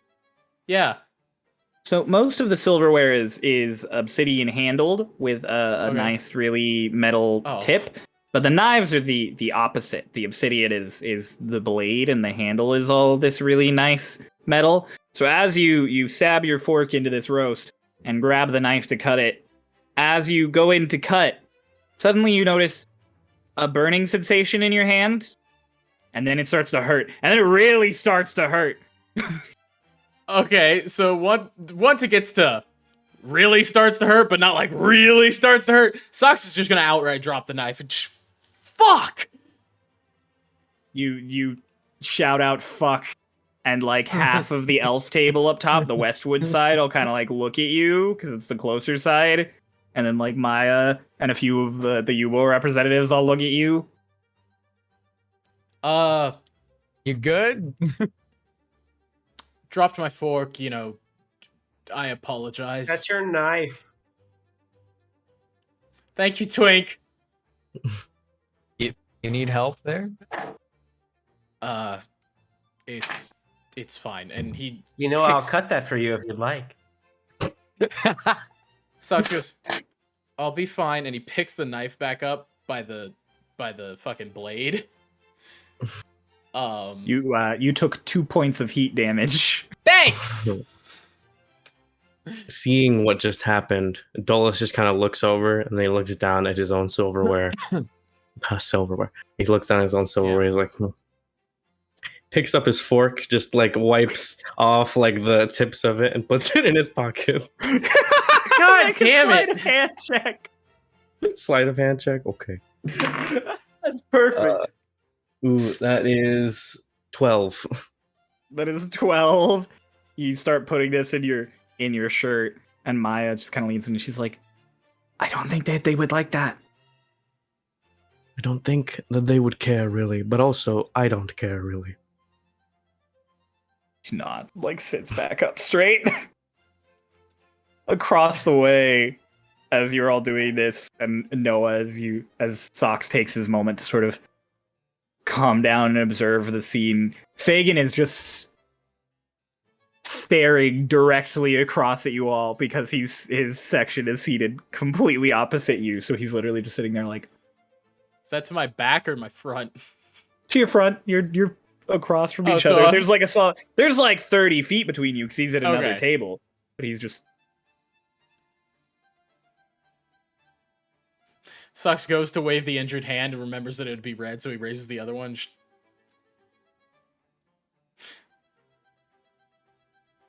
goes back to eating. Do I notice the birds stealing shit? You would have noticed Dolus stealing shit. You all would have noticed. I'm gonna get a plate. Oh, I mean, Socks wouldn't have noticed. He was distracted. By the fact What do that you his mean you're hand gonna get a was on plate? fire. You're Did not you about say to you were steal gonna a whole take a plate! I'm gonna steal the bowl. How? How? No, you're gonna take the bowl. There's no bowl in front of you. It's a plate now. It is You a don't plate have 'cause to they brought vest. You have a shirt and pants with no pockets. Oh, I put on the robe. Yeah, he has the robe. Oh, Yeah, the I'm not robe's sure got a plate pockets. should Gotta have been in the fucking- pocket. Just no vest. Uh-huh. It's the. I don't think the plate's gonna fit in a robe dress chest pocket. What are you? How are you gonna tell me how you're gonna take this plate? What are your? Tell me your plan of attack. Shit. The robes have a hood, right? Yeah. Okay. I'm just gonna take off the robe Okay. and then put the plate in there. Did you finish the Okay. food? I'm getting there. Well, I finished the soup. The soup Yeah, they took the bowl's soup gone. away. Blade And the still butlers has took food away on the it. soup. So you guys watch as Mara takes a brief moment to like lean forward and take the robe off, and he like folds it and flops it in his lap and everything. And then Mara, make a sleight of hand check. Really? No. Okay. 20. Not a nat 20, but 20. 20, not natural. He all kind of sit there. He sits there for a second. He goes, Mara's just kind of. Hey, what's Sudden doing? You all kind of turn, and then just you turn back, and the plate's gone. Obviously, there was a plate there, but the plate is now gone. Socks looks at him and just Impressive. That was impressive. yeah. And then he looks at his food. It really wants the roast, but he just picks up his fork and starts eating everything else. Like he's not gonna try again with that knife. Warren. Hmm? When we first met you, you had like a thingy. A very angry thingy. Oh. You want to see? Wait, hold on. I'm checking up on him to see if he's angry. You open the I fed him a robe. berry. Yeah, you open the robe pocket, and there's just a slight snore coming from the pocket. I'll close it back up. Sleeping. What is it? Who is he? My friend. He was so angry. Yeah. It's like that when he doesn't have my berries. I don't know what I'm gonna do about that, but we'll talk later when he wakes up. Okay. Why do you have him? We'll talk later. Right around now, as you guys are all finishing your vegetables and meat, except for Mara, whose plate is gone. And The Socks. butlers all come out again. Yeah, Socks, who has not touched his roast. The butlers all come out again, all prim and proper again, perfect form as they all start grabbing everything. One of them gets to Socks' plate and is like, "Sir, there are vegetarian options if you feel the need." Socks goes, is there any way I can just have it saved? Put it in a to-go box for you. And he turns to you like, That exists? Okay. Go box. Go box. I wasn't expecting that to exist. Meanwhile, another butler goes in to get Mara's plate and is just like, "What? Sir, I'm so sorry. I could have sworn we provided you a main course." I don't know where it went. Can I have another? He goes, We're on to dessert now. I apologize. I shall have another prepared for you and sent off with you. This disrespect should not have gone unnoticed." And he Thank gives you you a so really much. deep bow as he puts... All of you have this really nice sundae put in front of you.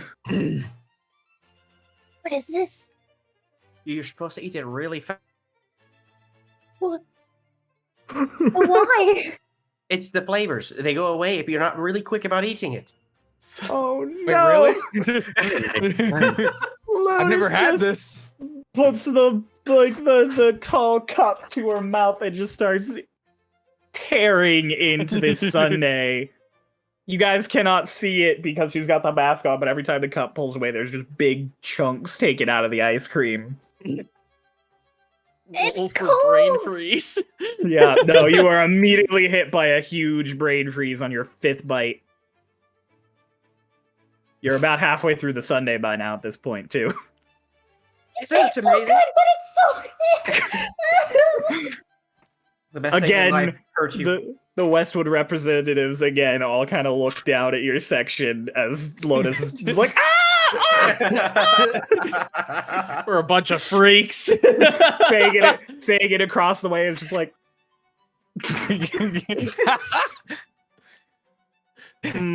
Socks checks the dessert spoon before he picks it up. Obsidian It's- handle? it's obsidian handled spoon. Sick. Fucking picks it up and just goes lightly at the ice cream. Gosh. Dolo starts eating his, and he's just like looking over at like all the butlers doing everything, like, you know, so systematically. He's like, think you can get him defeated to you if you asked. Sox goes, no, I don't think. It was a joke, Socrates. Dolus is not looking at him. He's just still eating his Dolus, ice. while you're looking at all those butlers, can you make a perception check for me? Okay, with disadvantage. Good old math. You're not. Your mask isn't on. You're not You're not you're wearing not your wearing the I'm not mask. actually wearing, and that's Yeah. true. As far as Uh, you can see everything just fine. Okay, that's good. Hold on. Perception. That is a 16. 13 plus 3. This is 6. You watch as a few of the butlers all sort of get together and start like talking to each other, and then glance over, not at your section of not at your table, but at Fagin's table, and they all continue talking, and then they all go back into the kitchen as previous. Okay.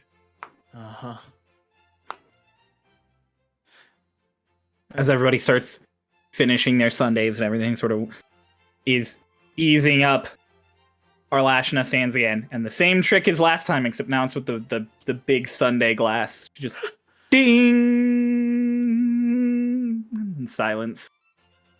It's like, lovely meal. I hope everyone's feeling refreshed.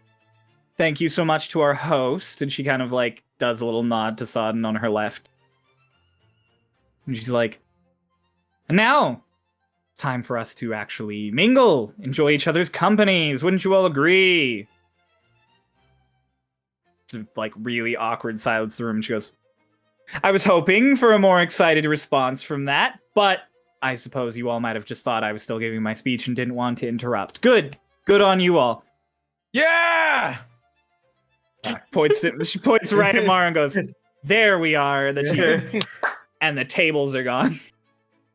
So we're just sitting Gone. in chairs. You're just sitting in chairs. Is my plate still the Your dishes? robe's in your lap. Your robe- Check if the plate's there. Oh, it's like I'm at his gonna elbow feel on the around table for like it. this. And he's Just fucking. There's a plate in your hood. Okay. But Yeah. Twink's gonna hop off his chair and turn back to the group. Don't feel like you have to stick around and meet everyone. I'm gonna hang around for a bit though. Great. I'd rather not. I figured as much. Wave. I'm waiting for the wave. And Sox kind of stands and goes, well, I mean, I have plenty of people to speak to, so I wouldn't mind sticking around. You all notice that as you stand, your chairs vanish. But what if I wanted to sit back down? I'm still sitting. It's your chair's still under you. I'm gonna try to like do this Start thing. scooting. Keep it. Mara, having seen those chairs vanish, suddenly grabs the bottom of his chair and is like across the floor. I'm going to take it home. No, I just don't want to. I just want to get up, man. Went monkey, dude. You don't have to move. No. Okay. Okay. Maya sitting there, and she's like, I too, and I'm uncertain about standing. I wish I could have just stayed in my seat, but I guess as a representative, I should probably get up. Wait, we could scoot in the corner. As that's going down, Sox is like pressing on the burn on his hand to see if it's bad enough to still sting. It hurts. Okay, cool. He's like, God damn it. Like he's just cursing to himself. Yeah. So Maya, despite Mara's attempts, stands and her chair vanishes. She goes, what could have been? All right, well, excuse me. I have some ministers to find, and I'm gonna go look around for Drow that I didn't recognize in the conference before. Okay. Twink starts walking off. Lorelei is sitting there. She was at the end of the table, and her hand is just kind of outstretched. She goes, I had a half full glass of wine that I was reaching for. You know, I'm sure they'll bring more out for the talking portion. Just Like, Sonic kind of Kinda just trails scratches off. her head. Stands up. She goes, "Introduce me to your old friend, Socrates. I'm bored." And she Huh? walks towards the Westwood. And Soc's just like, okay. And he kind of like puts it. Oh, he doesn't have pant pockets, so he can't. Nope. He just kind of holds the back of the injured hand and walks over toward the Westwood section. Dolus just kind of stands there and looks at Lotus. What would you like to do? Birds. What are we supposed to do? Well, what we're supposed to do is talk with very important political people. That And sounds I'd rather boring. not do that. Correct. Would you like to Yeah. explore? Before you start exploring, as you're thinking about it, as you get up, your chair vanishes, you're all set to explore. You reach down to the table to grab the mask you'd put on it, and you reach down to the table to grab the mask that you would put on the table.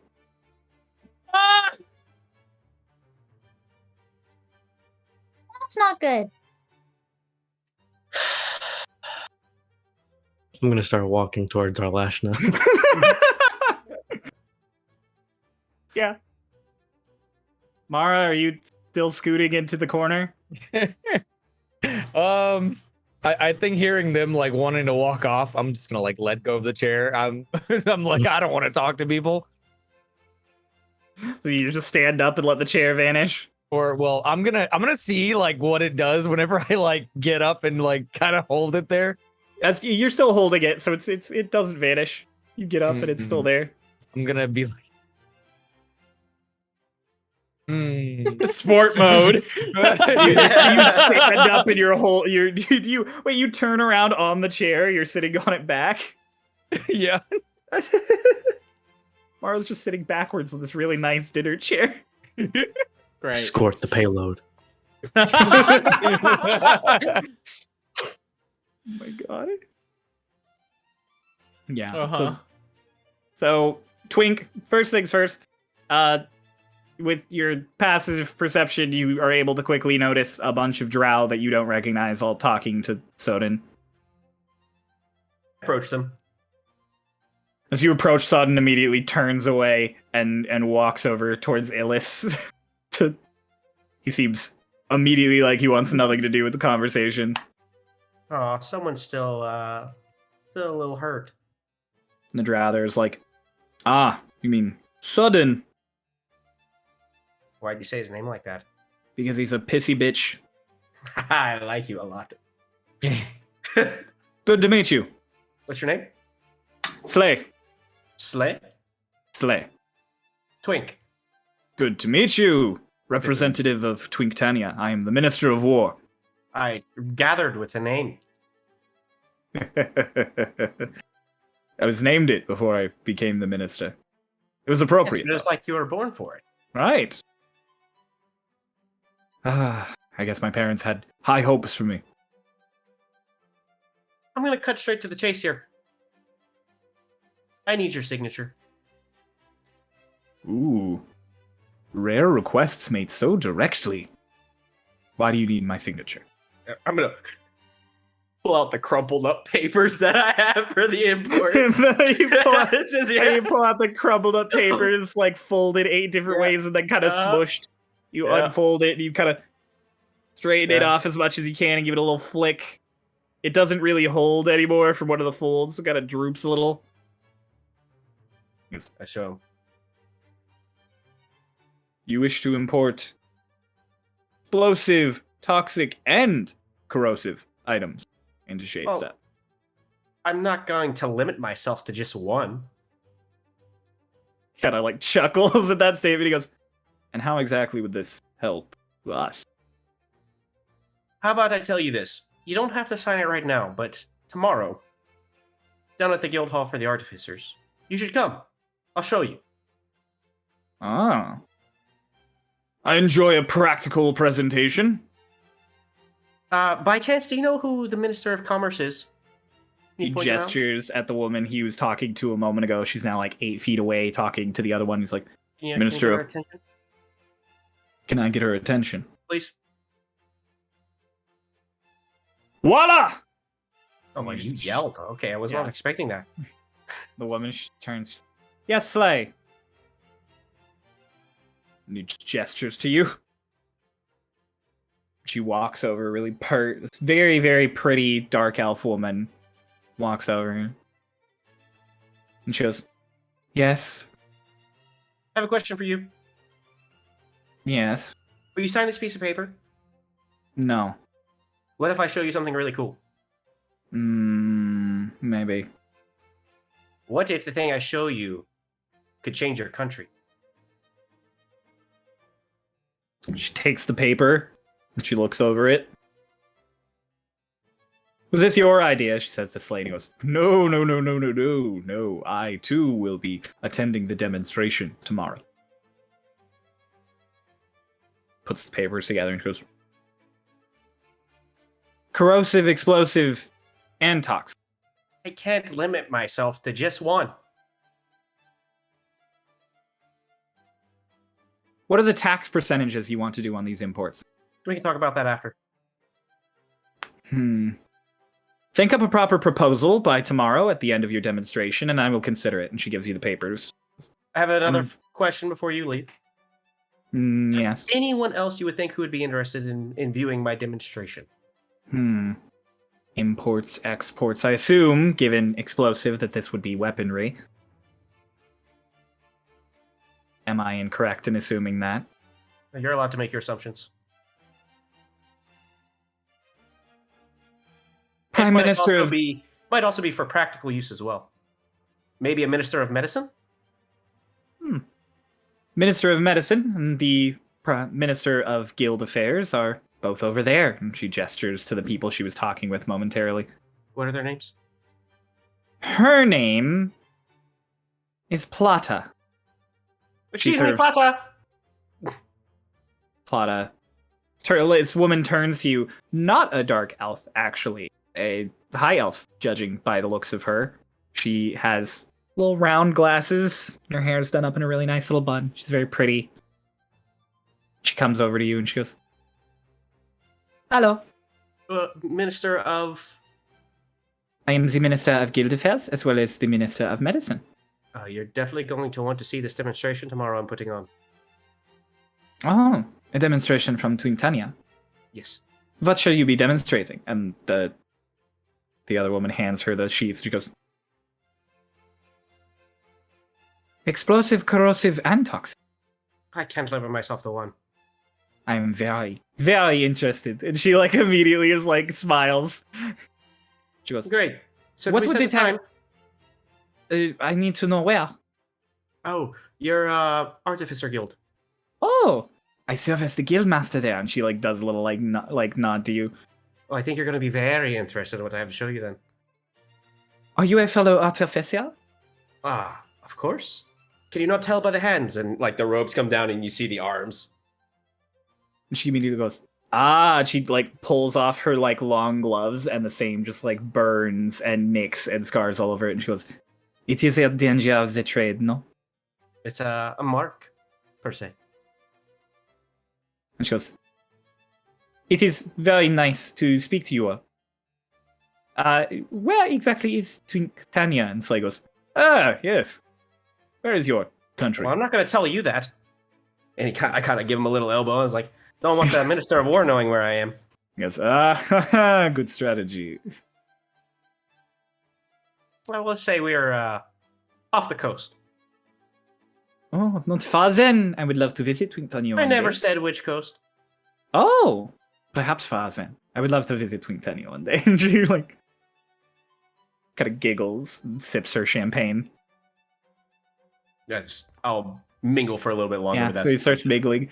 We'll go to the birds who are rushing over to our Lashna about 5 minutes ago when the conversation began with Twink and Slay. Arlashna, Oh, yes, hello. hello. Where are the tables? The tables? Yes. Oh, I just put them back in the prep area behind the kitchen. I like a little showmanship. Would you be able to summon something off of the table? Something specific. Mayhaps. How big is it? Does this around his face? Just...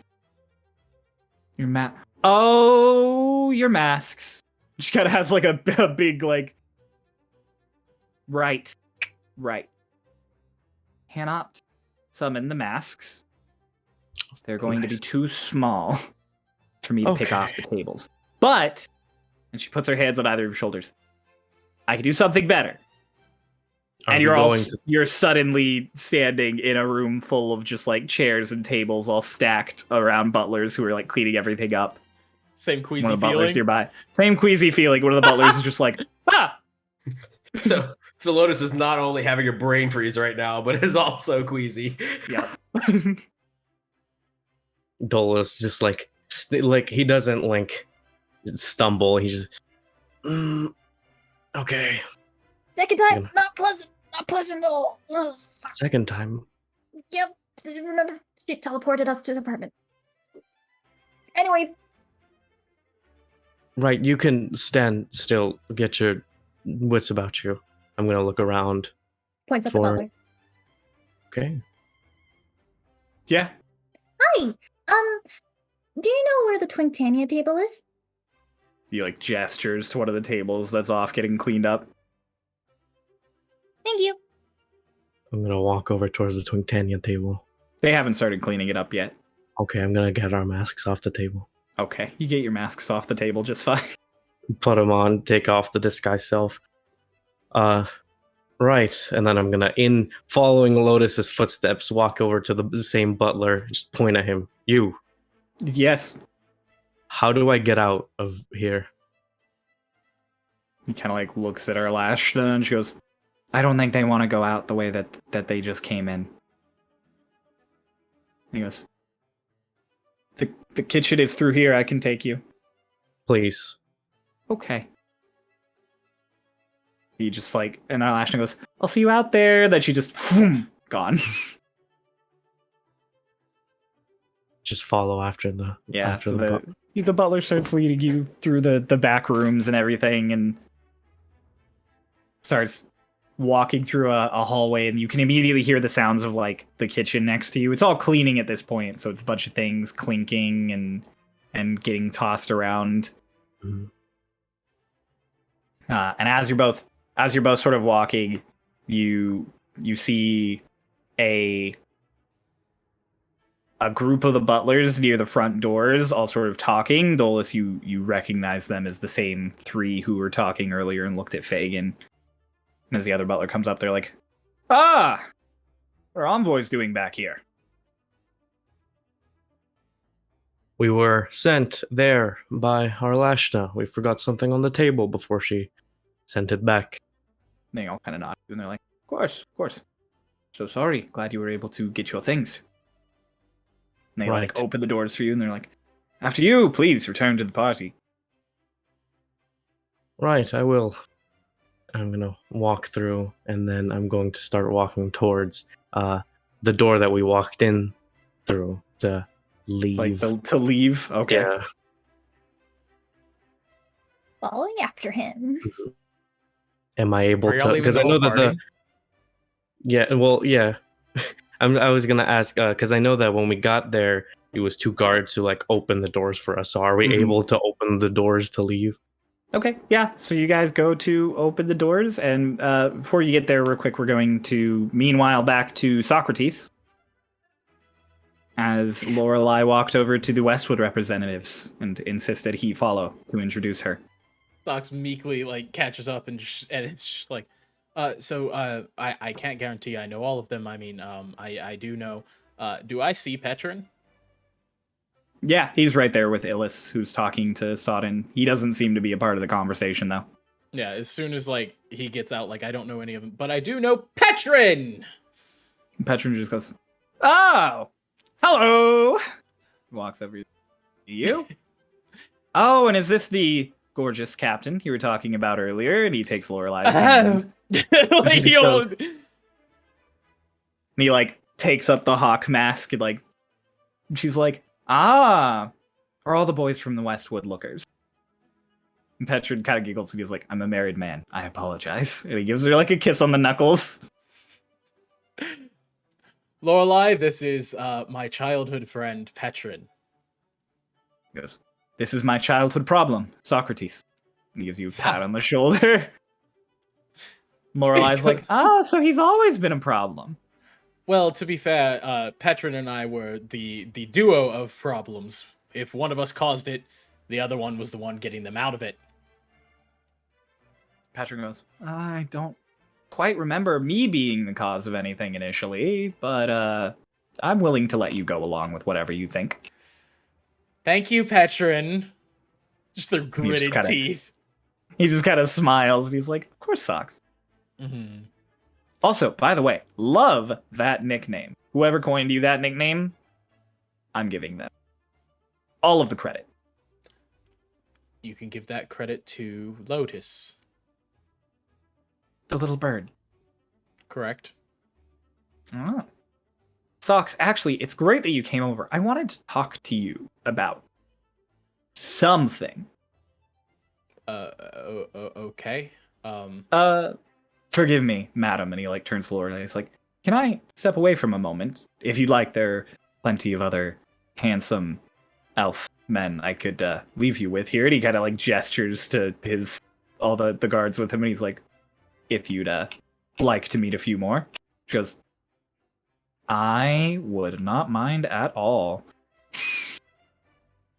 And Petrin takes a quick moment to introduce Lorelei to like a few of them, and she just immediately starts like talking it up, all excited and happy. As Petrin walks back, he goes, "You know she's gonna take their money, right?" Petrin goes, I don't know. Okay. If she does, then that's on them. You know, fair enough. So what is it? He goes, well, so follow me. And he like kind of like walks to the side and he goes, I have some concerns about the conference. Mainly because this entire first day has been an absolute fucking shit show. We had the nice entrance ceremony. Then we were all told that the world was going to end. Then we were attacked by evil versions of you and your party. And then the harbor exploded. Mm-hmm. And then the emperor was assassinated. Mm-hmm. And now we're having dinner. Yeah. If I might add on to it, we also don't know where our ship's cook is at current.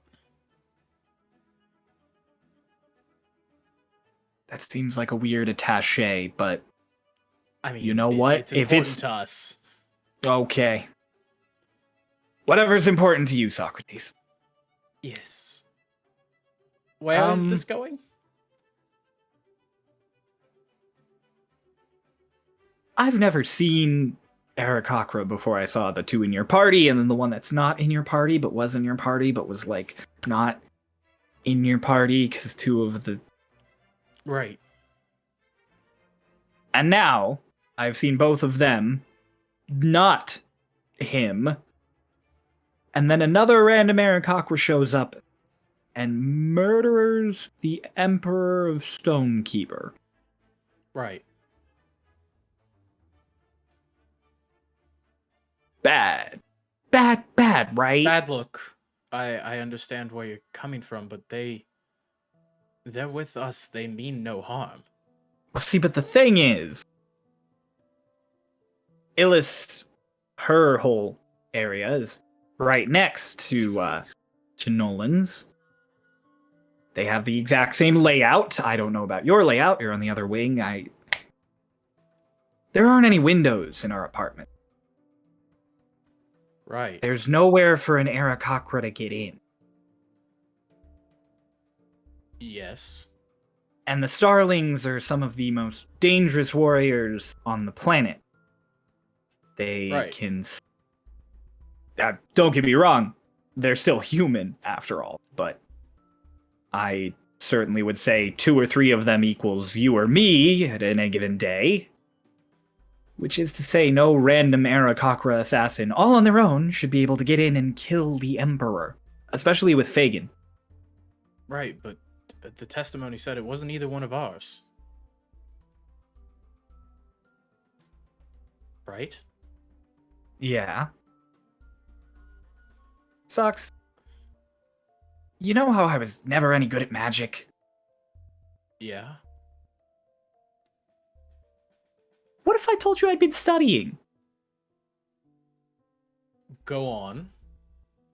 What if I told you that a certain spell I have been studying, as I have become the head envoy, was one to help me do interrogation better during torture sessions? Don't judge me, okay? It's part of my job. We served together for a time. I know that sometimes the Westwood can be a little much. What spell are Fagin we was talking? lying. What do you... You used it on Fagin. Yes, I used it on Fagin. Why the hell would you do that? Because his story wasn't adding up from what I knew, so I used it on Fagin, and he's lying. I don't know what happened, but no Aarakocra killed Nolan. It wasn't an Aarakocra at all. Something about his story wasn't true. And That's all I know. Okay. Lovely. So what you're saying is Fagin trying to frame my party? He's trying to frame a random Aarakocra. He didn't seem to exactly make it about your party, but I don't say it looks good, considering we had an Aarakocra attack us and try and assassinate us, and then one did. Right.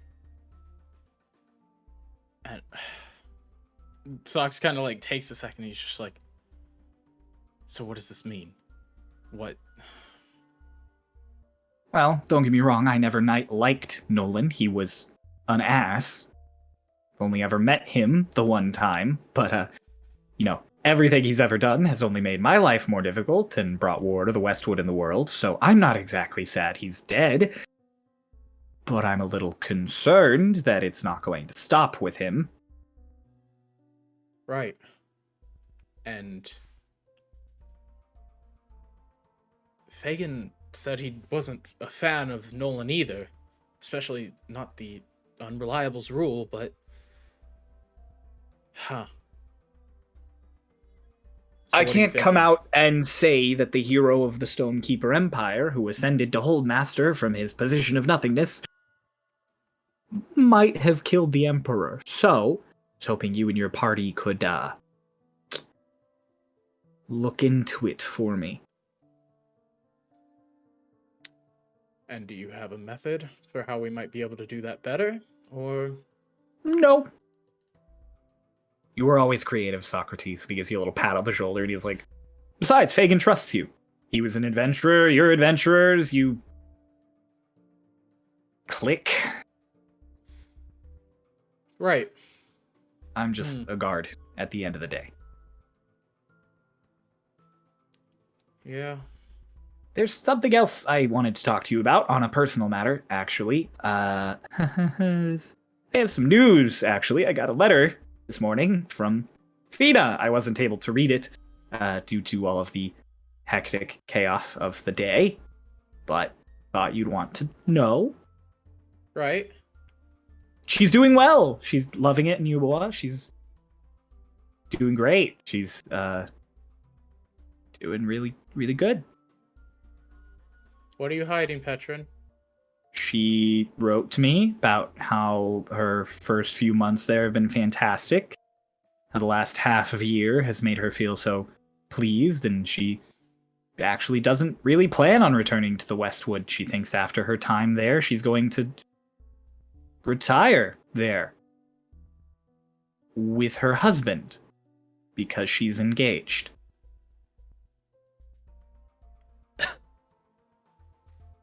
She says apparently he and I know each other. He's also from the Westwood. Apparently we grew up with him, so you're going to be really pleased to meet him, she said. Petron, my dear friend. Yeah. I'm going to regret asking this question, but who? She didn't tell me the name. Lovely. Okay. I promised her I would try and take the time to come visit later. And I also told her in the letter that hopefully Socks was going to be there soon as well to meet her, so hopefully. I just thought you'd want to hear it from me before you Walked into heartbreak. Yeah. I appreciate it. Okay. Very emotionally stressful day. There may be two of me. The world is off topic, but I would rather not talk about this topic anymore. Why did they bring up Tiamat today? Oh! Then Fagin's party to save the world about a year ago summoned an avatar of Tiamat to fight an ancient evil, and then they weren't able to desummon it, so now it's just sort of out here somewhere in the world. I shouldn't have said all of that out loud here at this party when that was something that was supposed to be very private. Petron, Yeah. I love you. You talk too much. And I Yeah. need for us to find the strongest alcohol in this building. Oh. Waiter! It's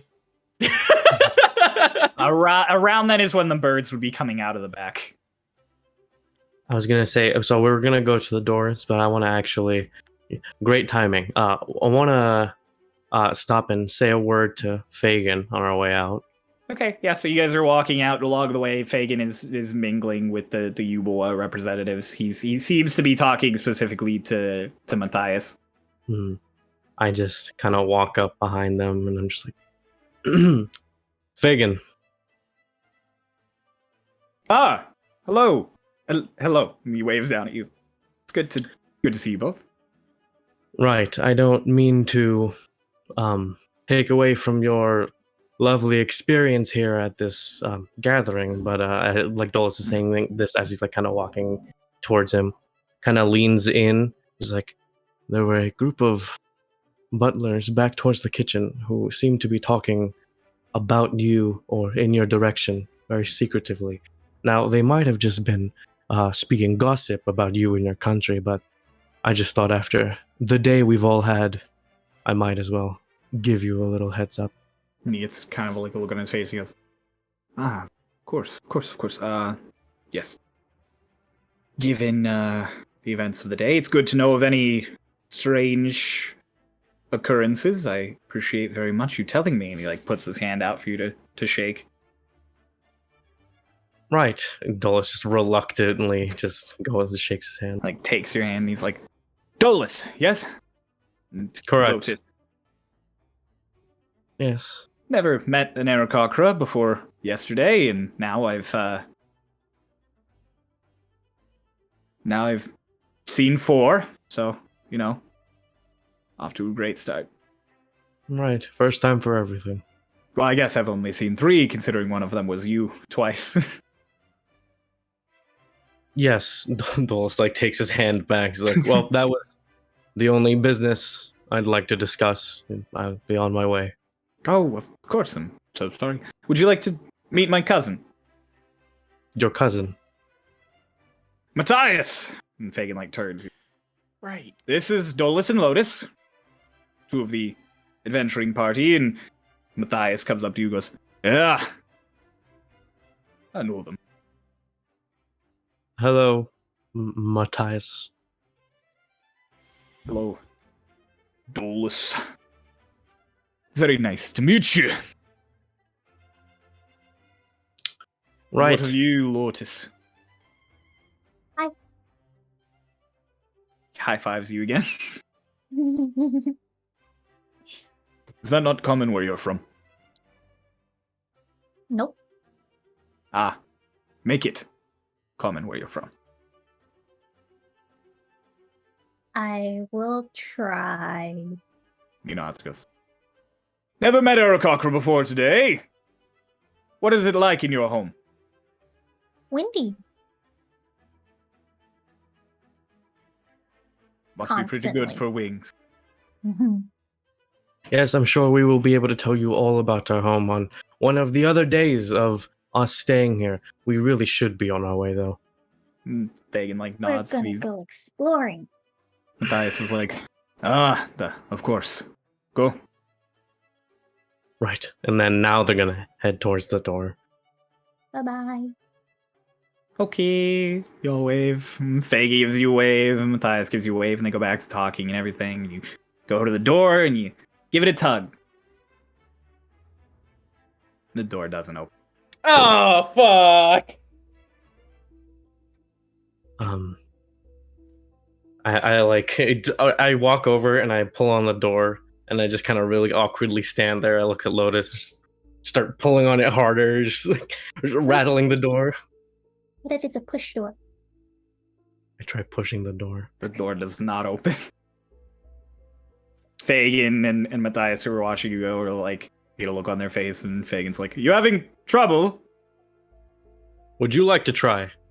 Matthias goes, "Ah, I would like to try." And he like comes over.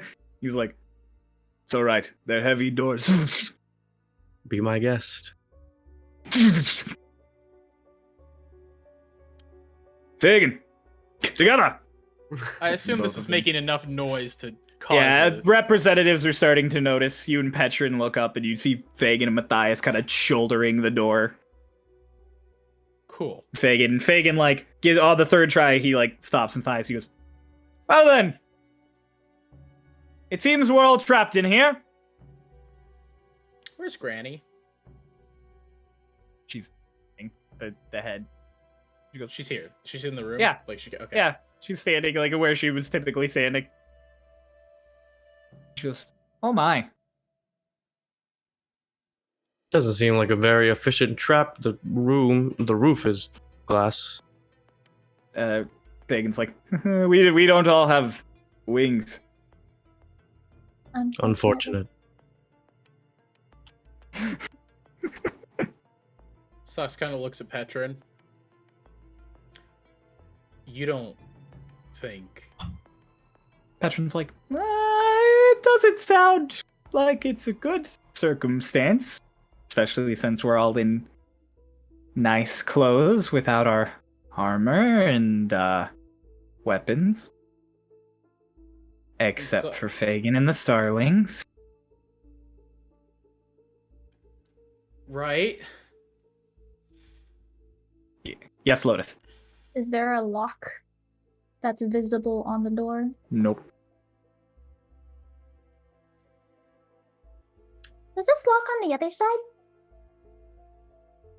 At this point, like, Slay walks down and he's like, "The doors don't lock." Yeah? They seem locked. Then we have a problem. Sux whacks Petrin and starts walking toward Dolus and Lotus. They just Petrin kinda- immediately like puts the hawk helmet back on. He tries to like get off all the dress robes that he can to like get down to just like the bits of armor he had on, like the dress armor he had on below. Sux just drops off the robe for the most part, because everything else is pretty form-fitting and fine. Alice, Yes. should we check the kitchen? You know, that's a good idea. We'll go check. Go ahead. Yeah, I just said, like, I say that to, like, Faye and Matthias, and like, Socks is walking over. They're And then they just start walking over. Lotus course. is spreading her wings and flying over. Okay, Dolus follows after, I suppose. Everyone's all a little startled, and Fagin's like, "Everyone, calm down. If the representatives could all just gather here in the center with me, I'm sure we'll all be perfectly safe." And he like snaps his fingers at the various Oh! starlings who go to quarters of the room. Like, everything will be just fine. And he's like, Sux and goes, so if you don't mind, we'd like to stay toward the outside. Petra and I are much more prone to range. that's fine. You're not representatives, you're envoys. I imagine you'd do better forming a defensive line. Right. Kitchen door locked? You get to the kitchen door, and you open it, and it's not locked. You are, however, immediately greeted by the sight of good 24 butlers all standing there. Hi. Hello. What are they Doors doing? They're all just sort of standing there in 2 rows. Rose? Just standing. Yep, 2 rows down that hallway that you came from. Are they like standing in a line, like Yep. single file? Behind Dominoes. their hands. Their hands are all nice and tucked away behind their backs. Well, this seems non-threatening. The butler at the front goes, thought you were leaving. Yes. Tried. It seems you might have locked the door. Thought you might have enough time. I'm going to fly up straight, straight in the air, Straight as high in as the- I can. Okay, Oh, yeah, you 'cause can they're- get like Yeah. you Sorry. can get like 50 feet up. I call down to Lotus to follow. I follow. The butlers kind of take that and they immediately rush out into the opening. All of the envoys ready whatever weapons that they have on hand. As like those first 24 butlers all fill and circle the entire room, followed by a second group of them out of the other doors opposite the room. There's like a solid 50 or so people now suddenly ringing the like 30 envoys and ministers in the center. Sox looks at Petrin, just kind of side-eyeing, not even necessarily turning his head away from the group. Petrin kind of like leans in. He's like, I don't have my bow. Did the meal count as a short rest, I assume? Yeah, it did. Does that mean I get my 2 heat points back, or do I keep those because it was in the middle? It depends on if you want to. Oh no, you wouldn't get a short rest because you Yeah. got damaged while that was happening. Yep. Cool, good to Yep. know. So everybody else gets a short rest. That's cool. So everybody, all the butlers there with everything behind their back, they all stand in like perfect silence, and it's really uncomfortable for a minute. And Petrin leans in really close to Sox, and he's like, "What do you think they have behind their backs?" I'm going to assume weapons. I was really hoping you'd say champagne. I wish I was too. Yeah, you watched as all of them pull out crossbows. About how many did you say? About 50. Cool. And they all Fine. trade them on the center of the room.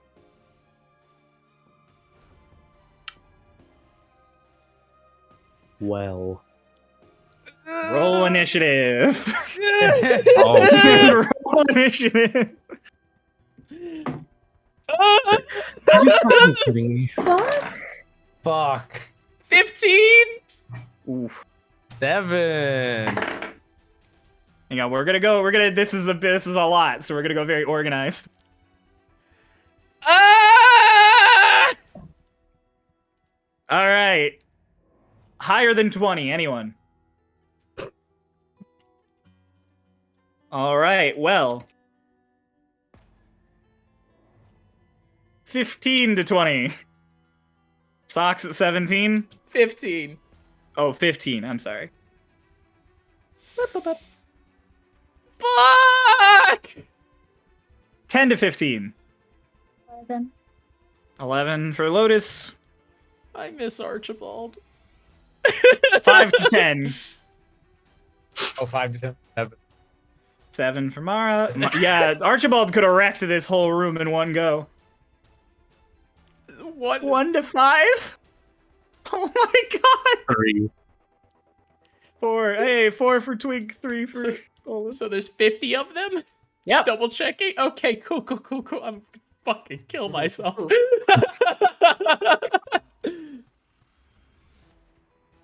Sick. Sick. As initiative starts, Sox goes,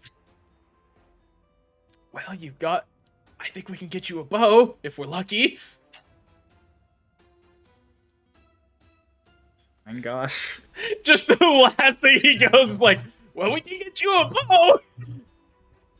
I just love the image of like Dolus and Lotus opening the door and they're all like about to attack and it's like, well, Hi.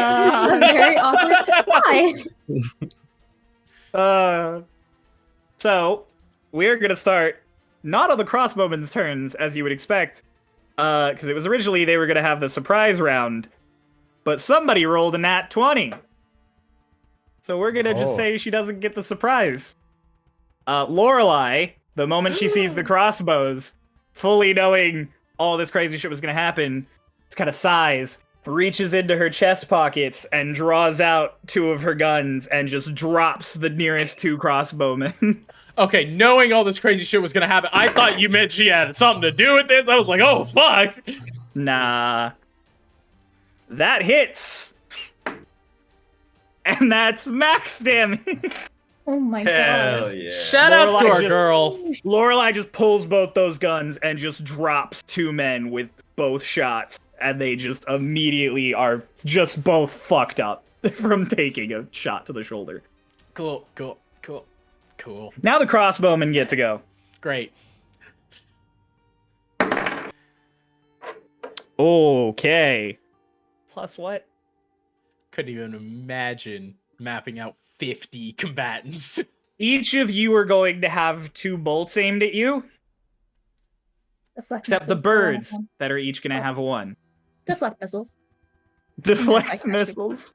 Ooh, All right. Oh yeah, my AC's must be nice. 12 now because I don't have my cloak. Well, Don't worry, first so is mine.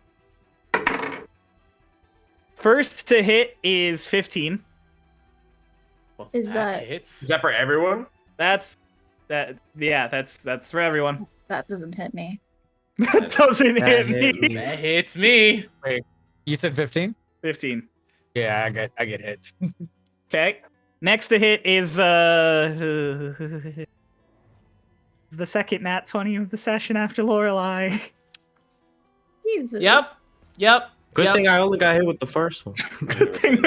What was the damage of the first one? I'm gonna roll the damage right now. Oh, okay. Luckily, it's not a lot of damage. This is gonna hurt. D4 First one's a plus 3. cool. Cool. Second one is 6. Okay, cool. Fuck you. Oh, fuck. Ow. Ow. So they all open fire simultaneously into the crowd. Each of you are hit by bolts, except for Lotus, who manages to dodge the one aimed at her. Per typical. Yep. That's their round, so now we get to go right to the top, Hi. which is going to be Socks. Cool. Socks, you've just been struck Mullered. with 2 arrows, yeah. Ow. Okay. Yeah. Sure. And Socks is just going to... He's gonna turn to whichever ones are nearest to him, and are they more than 5 feet away? Petrin is right next to you. Twink would be about 10 feet away. I'm not talking about allies. Oh, they're not within 5 feet of you. Sick. Ooh. I'm gonna try something fun here. And Socks is gonna unleash a Chaos Bolt. All right, make the ranged attack. Yep. Okay. That's not hitting. I will roll for the type of damage. That's What'd an you? 8. That's not hitting. In the shock of crossbow bolts hitting you, you fire off a chaos bolt using your last remaining spell slot. It is acid damage. And it just a bolt of acid slams into the wall behind one of the crossbowmen's heads. Lotus, it's your turn, unless Socks wants to move. There is no Nope. cover in this room. Nope. Well, she's just gonna dive down and start picking away at them. All right. Pick a number on a clock. I want to do the one closest to Petrin, actually. Okay, yeah. This is like right by Petrin and Socks would be the one that the acid almost hit. Okay. So you've got more than enough movement to get down there. That is an 18. 18 hits. Roll for damage. that? That is 7 damage. 7 damage. This guy, you come down and you just crack this guy across the face, and he looks pretty hurt. He does not seem like the tough type. But he's not And then down. she's going to just punch. You can punch him again, make another attack. Did you just say sorry? And then you hit him. Sorry, punches him in the gut. 13. Hits. There's another 7 damage.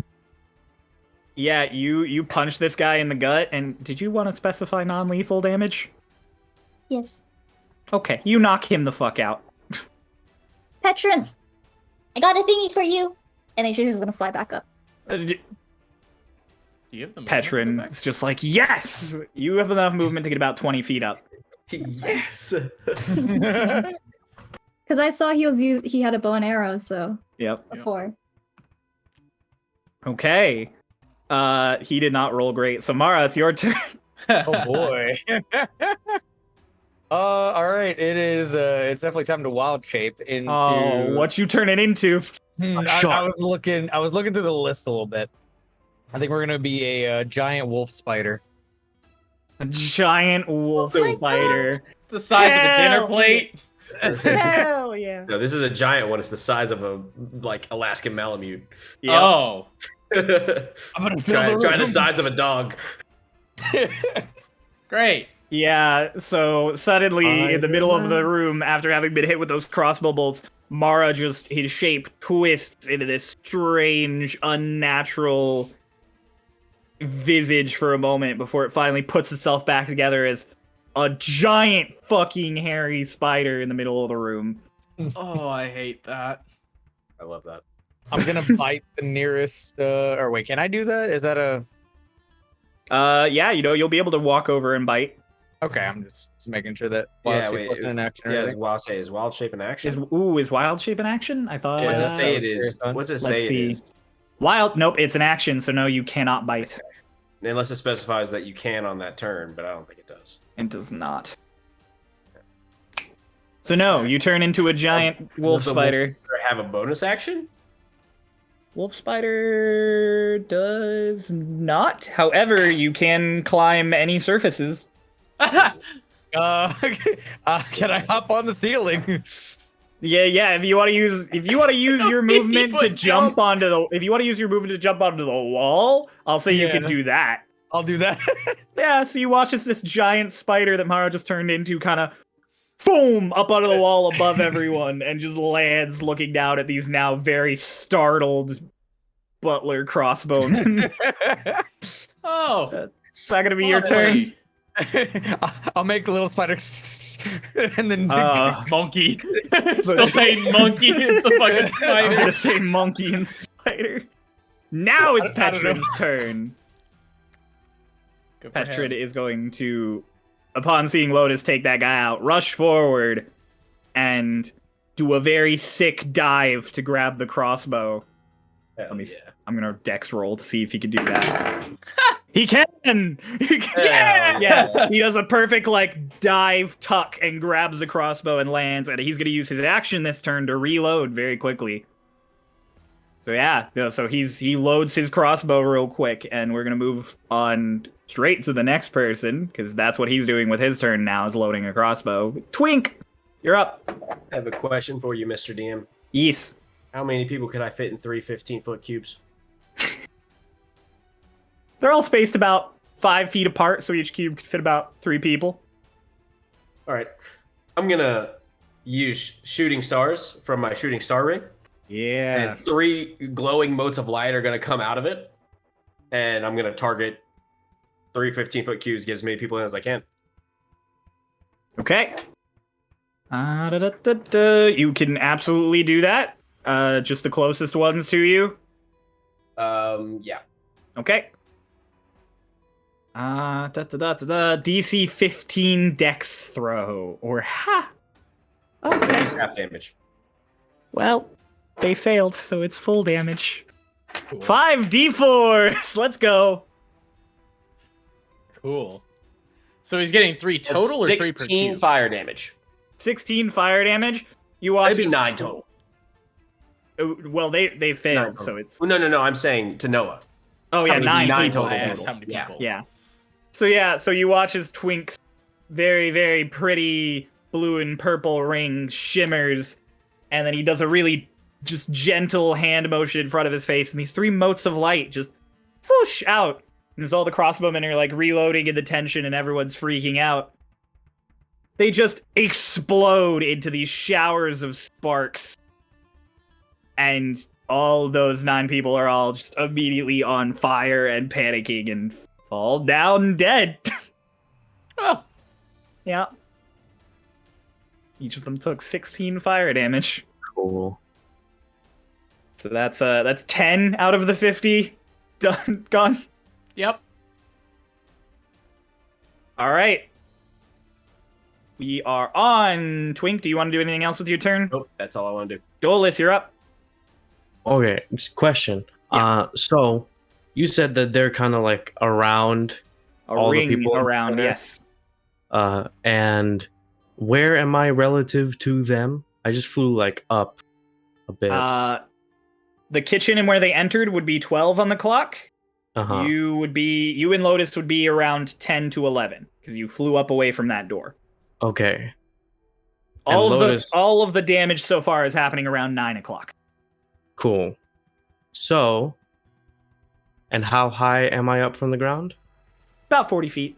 Okay. So I'm going to drop down to 10 o'clock. So I'm going to drop down like right behind. You said they're like 5 feet apart. So like Yep. 15 feet range could get like 3 of them, right? Yes, exactly. So I'm going to Unless it specifies radius, because then that's half. So you could hit more than that. right. So if I were to specify radius, no, it's a cube. Okay. Cube. Okay, yeah. So I'm gonna land right behind 3 of them, and I'm gonna cast Thunderwave. Yeah. That's I Constitution assumed 13. you would. Oh, no, 20, where are you going? That's a 2. Okay, cool. That's 3d8s. 3d8s. I'm gonna Roll just for do that damage. I'm gonna just do it on D&D Beyond. Okay. D8. Roll. That's 14 damage. Hell yeah. 14 damage. Yeah, you land, and as they all turn to you in sort of shock, you just do a quick motion with your hands, and I snap my fingers. boom. Yes, I know you snap of the fingers, just real boop, like Roy, like just you just Roy Mustang that moment, Mhm. and they explode out around you, and I'll fall to the floor dead. Cool. Dola sees them fall dead. He's like, ah, damn All it. right. And I fly 10 feet up. All right. So you fly 10 feet up. Is that your turn? Cool. Fagin, you all watch as Fagin and the Starlings draw their swords. And Slay, in the middle of the group, just goes, perfect! And Starlings are going to attack the ones closest to them. That's the first nat 1 of the session. Cool. Sus. Look, it's right here. I'm just saying, it just had to be the Starlings. That's sus. Yeah, so the Starlings go in for the The slash. most and elite butlers soldiers. step to Yeah, I the know. side. They're going to use their bonus actions, however, to make another attack. This looks very suspicious. Don't tell me it's not one again. It's a 3. It's kind of sus, I gotta say. soldiers in all of the empire. They still miss. So yeah, so that's Fagin. Oh! Nat 20? Nat 20! No longer sus. But then he attacks Petrin. Yeah, I was- attack yeah. Sonic. Right? Like Fagin, he pulled out his sword, but then he threw a dagger into the nearest dude for crit damage. Hooray. My god. man throws a dagger clean into the neck of the closest guy to you all. It's a very ornate dagger, something you guys just do not recognize as it goes flying across the room. And it just ends this man on impact. Like, it hits him and he just drops to the floor. And then he's going to use his bonus action real quick. Oh, thank God. He's going to use his bonus action to make another attack. He's going to rush over, and he is stabbing the closest crossbowman. Oh my gosh. Fagin's awesome. He runs he up might and have killed the Emperor. shoves this sword into this dude's gut and just immediately tosses him off of it dead. And then there's Back off. Leave it to him. and then Slay is going to cast a magic missile.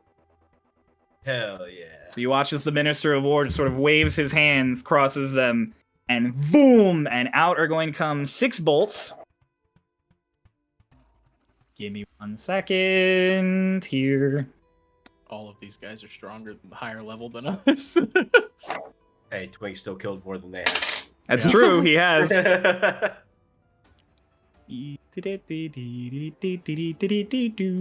All So 6 into one guy. no, all 6 into different people. All of them hit really hard. You're pretty sure that's the maximum of magic missile can hit for. We assume. You assume, yeah. It is. And that brings us back to the crossbowmen, who are now, those of them who are not reloading, pulling out knives. Oh, yeah, Lorelei. Well, no, the crossbowmen got a surprise off on you. That was what the top of the round was. But no, but Lorelei did first because she got an at 20. She got a nat 20, yes. Oh, But he's just saying that... So the crossbowmen are actually in the bottom of the list, but they got a surprise off on. Oh, I just made them not get a surprise off on Lorelei because she got a nat 20. I see. So they get to go again. So those that are, so half of them are reloading, and the other half are all pulling out knives. How many do we have left?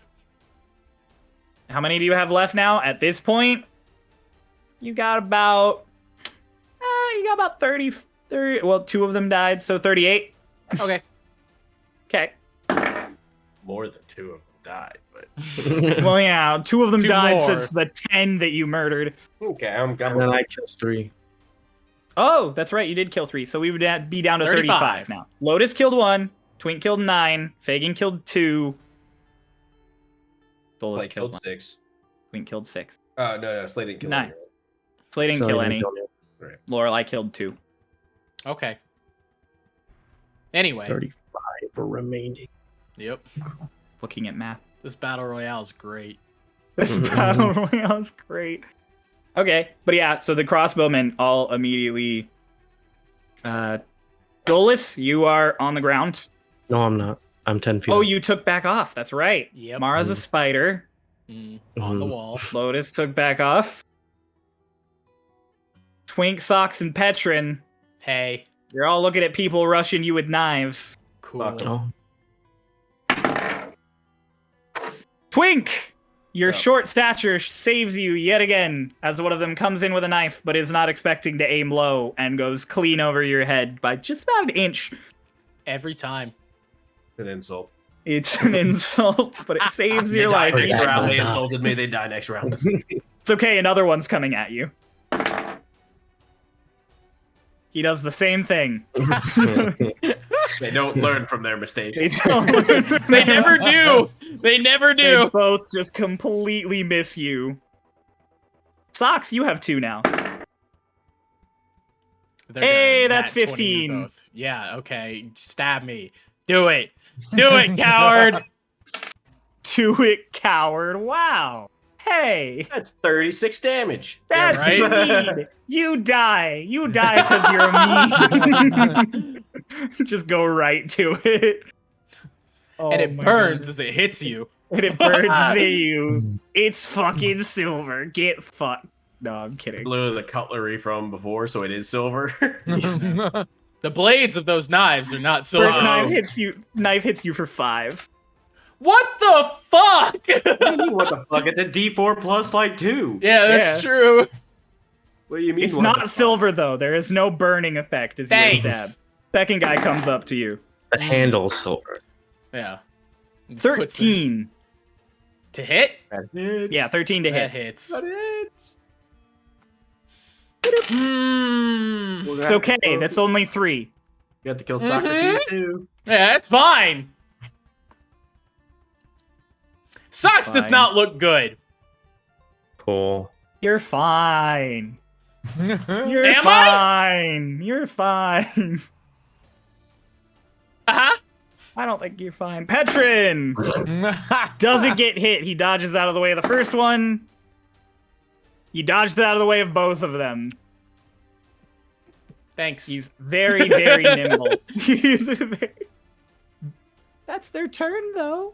Except for, like, the ones who are attacking all of the NPCs. Don't hit. Ooh. One of them rushing up to Fagin manages to get him pretty good in the gut. Yeah, no, that looked about as bad as a knife wound could be. He doesn't seem phased by it, though. No. And we're back to the top of the round. Lorelei. Oh, yes. Lorelei, dropping her guns and reaching in, pulling out Yes! 2 more guns. I love that. I love that. Hell yes. Fires them both off. Fucking Reaper. Who needs to reload? I just have more guns. Not Lorelei. And she downs 2 more guys with max damage. She just gets 2 headshots clean. She's And feeling then good she today. goes, and then she drops the gun and she goes, well, Out of guns. that was all my guns. She had a healthy dose of Elf Boy today. She's feeling good. She's feeling good. Fox, it's your turn. Yeah, is it? It is. Cool. Cool. I have a choice to make here. Yeah. Because I'm out of spell slots and I don't have a weapon. Mm-mm. I'm like a little bitch. It's okay. I'm only level 4. I'm gonna regret this. I'm gonna regret Then this so don't. much. Oh no! Socks, upon getting stabbed, is going to voluntarily transform. Cool. Yeah, this is real cool since none of us have armor or weapons. Yeah, Plus so spell you, slots.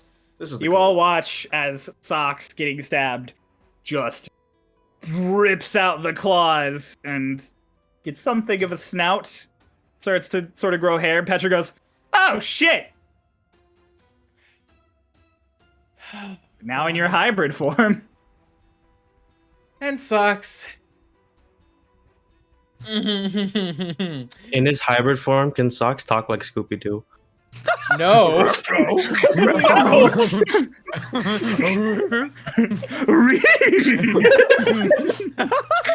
Dolus just goes, Zoinks! God. It sucks. Is going to claw the guy who just stabbed him. You used your action to go hybrid. I can't do that! Yep. Fuck! Oh no! You do gain regeneration. Great. Do I get that this turn? I don't remember if I do. No. Cool. Feels bad. You get that if you live until your next turn. If I live, Yay! Socks is gonna do his best to hide the fact that he mostly transformed behind this person. So, no. not That's happening, okay. number 1. But number Yep. 2, as you transform, you feel a little strange. You feel sort of weak. Like your form is not as strong as it should be. Almost like your regeneration isn't working. There's no way that lasts that long. There's no way that lasts that long. Until you take a Wasn't that short long. or long rest, if you take damage from silver, you lose regeneration in all forms. This man can't even play his own character. The realization crosses over you as you get a little extra angry from that realization. Would you like to do anything else with your turn, Wolfman? Oh. Remember when he was talking about the regret? This is it. Well, if you're done, then it's Lotus's turn. Which of the NPCs are being murked right now? Fagin just got stabbed. The Starlings are all good. Slay is handling himself phenomenally. Most of the others are all clustered in the middle. The only ones who seem to be in any, like, real danger are Matthias and Fagin, who are both getting kind of dogpiled. They're fine. I'm gonna They're go all to. preoccupied. I'll be fine. What's the one closest to Maya? There is Maya? one close to Maya. He has been hit by one of the magic missile bolts from Slay. I just want to drop down and I want to axe kick. All right, make an unarmed strike.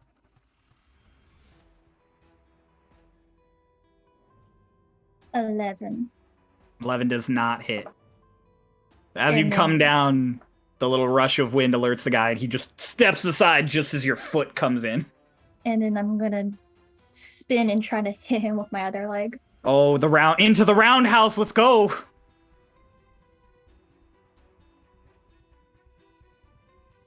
I can't do math. What's 13 plus 6? It hits is what it is. That is 8 damage. You kick this guy clean in the head, and you hear his neck snap as he flops to the floor. Thumbs up to Maya. Maya's just like on her knees on the floor, like, huh. Fly right back up. Okay. You used 20 feet of movement to come down, plus 10 to adjust over here, so you would still flying have 30. 30 left. So if you want to go 30 right up, you can. Yeah. All right, perfect. Mara, it's your turn. Right. I would like it's the butlers that are attacking, right? No, Yes. No crazy guards or anything. Nope. All right. I think I'm gonna. What is it? Jump towards wherever Socks is, and bite the nearest. Yeah. So you jump down towards right by Socks. You use about 25 of your movement. And there's a dude who just stabbed Socks and is now startled that he turned into a fucking werewolf. And then he's more startled that a giant wolf spider lands next to him and lunges at his leg. Make a bite attack. That's a Alright, big that's spider, right? I fine. can hide behind that. 1d20 plus 3. That's 16. That hits. Roll for damage. 1, 4, 1d6 plus. And I have to make a Constitution saving throw. Werewolf spider. 6. I failed that Constitution saving throw. Roll 2 extra d6s of poison damage, Mr. Spider. Oh. Do you think when Socrates realized that he didn't get any regeneration, he went ruh-roh? No, I don't think he did. For like 13 damage total. You bite this dude's leg, and it immediately gushes blood that suddenly takes on an awkward green tinge as you pump poison into his leg.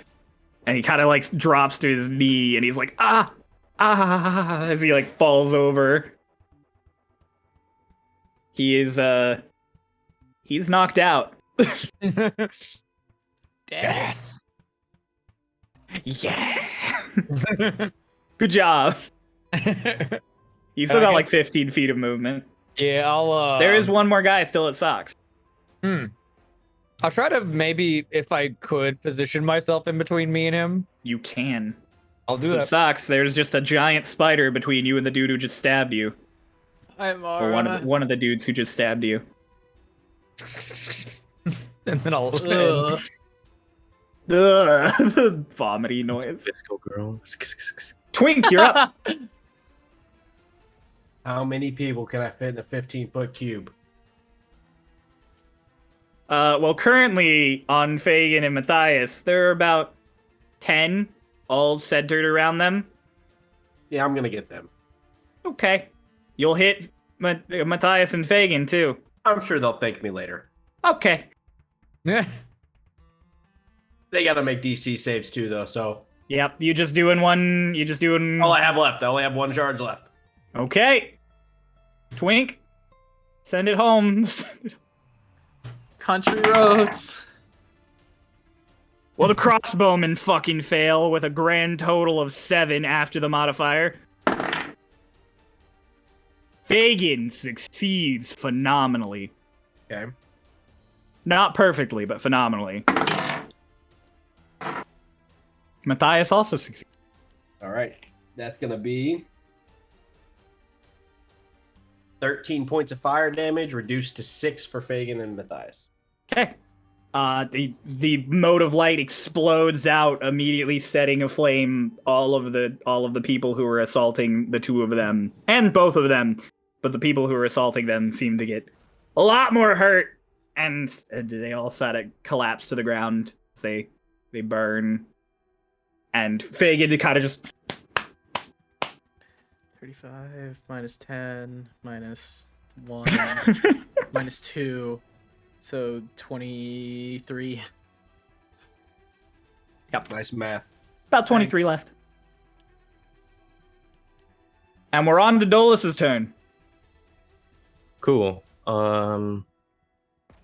So in the back to the whole clock thing, what numbers of the clock are still remaining?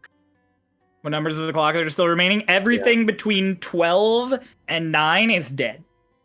Cool. There's from 9 to about 7, there are a few people left.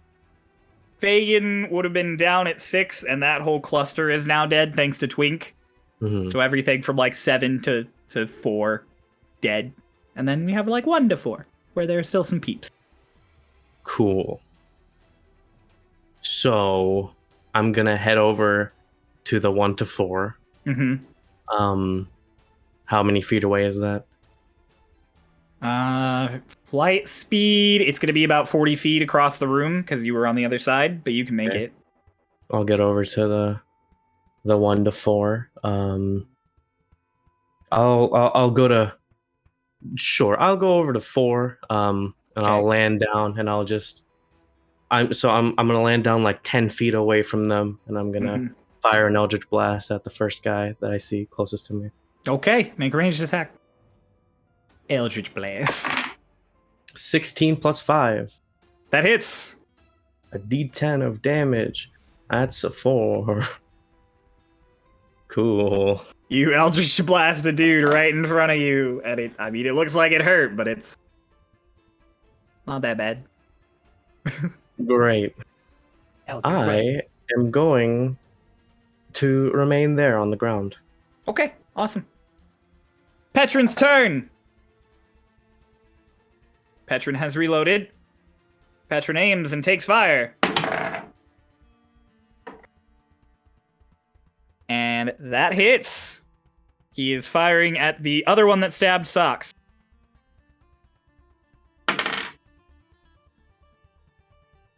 He hits him for a solid, like, he fires this crossbow. It zooms over this spider and past Socks and thwonks this guy in the shoulder really hard.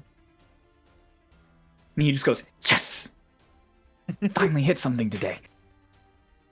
And that he is actually going to, as someone very familiar with bows himself, he is going to use his bonus action to reload now that he has the weapon in his hands. So he is ready to go for his next turn. And then he is going to reposition to get a little closer towards Fagin and Matthias also. And now it's the crossbowman's turn. The one who stabbed Socks. is not going to stab Socks again because he rolled very poorly. He's going to try, but he just got a crossbow bolt in his shoulder. He's a little off balance. So he flips the knife around in his hands and he drives it down at you. But it doesn't land home. Twink, the one that stabbed, the two that tried to stab you are going to try and stab you again. That's a 10. Hey, that's a what? That's a 4. Yeah, that's not gonna hit either. I'm sorry. But Yeah, no, they both miss again. they never learn. learn. They're kind of lunging, but they're lunging way lower than they're used to, so they kind of nick off the ground and fumble a little. They're not doing well. Hooray! There aren't any that are trying to stab Fagin and Matthias anymore. I wonder why. It's me. I'm white. One of them's still going to try and stab Petrin. That's a nat 1. Nice. So Petrin, having reloaded, this person goes to stab him. He really nimbly dodges to the side, and as he's dodging, mid-roll, pulls the trigger. And I'm going to say he lands a shot right in this guy. For a solid thunk of damage. Just rams this dude in the side as Petrin dodges. Nice. As another guy who's going to stab Petrin. There were 2 of them. I don't know why I had it. Oh, that other guy's going to land it. So Petrin coming out of that roll and distracted by his 2 fantastic shots of the day. Takes a knife to the shoulder. For, oh! It comes in, it basically just, like, gets a quick little dig and out. It's not that bad. Looks like it might sting a bit. That's their turn. Ooh, wait, no, Dolus landed. That's right. Mm-hmm. Dolus, you are going to have 2 crossbowmen fire on you, 2 of the ones who are reloading their crossbows. They're also going to fire on the crowd again after this. Are either of them the one that I hit? No, the one you hit had a knife. Cool. That doesn't hit as an 8. Okay. That is 14. That hits. 14 hits. Mm-hmm. That is 6. Cool. As that hits, that crossbow bolt hits, Yes. Dolus kind of looks over in the direction that it came from, and I am going to. It's the first time I'm using this. A special modified spell, Heaven's Rebuke, and so basically in a direct line of where that arrow landed to that guy with the crossbow, a bolt of lightning is gonna fire back at him. Yep. Zeused, bitch. Mm-hmm. That's a Dex 13 save. That's a fail, is what that is. Roll for Cool. damage. That's 3d10 of lightning damage. Yes, it is. Oh, that's fucking awesome. Love Heaven's Rebuke. Both the birds have fucking lightning. That's an 8. That's a 3. That's a 10. That's a dead. That's a dead dude, That is what man is. shot you with the crossbow, and through the air current still split by that crossbow. Immediately, the electricity collides together, and you watch as a bolt of lightning just arcs out from Dolus into this dude and sends him flying into the wall dead. Ouch. Maya's kind of in the middle of the group near Lotus and Dolus both. Lotus in the air now, though, and she's just like, okay, birds are scary.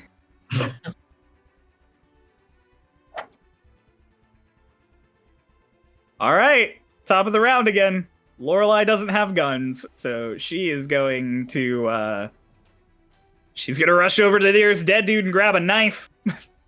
But she would not have enough movement to make it the rest of the way to anyone else. So she has a knife now. The scariest And that's thing her right turn. now.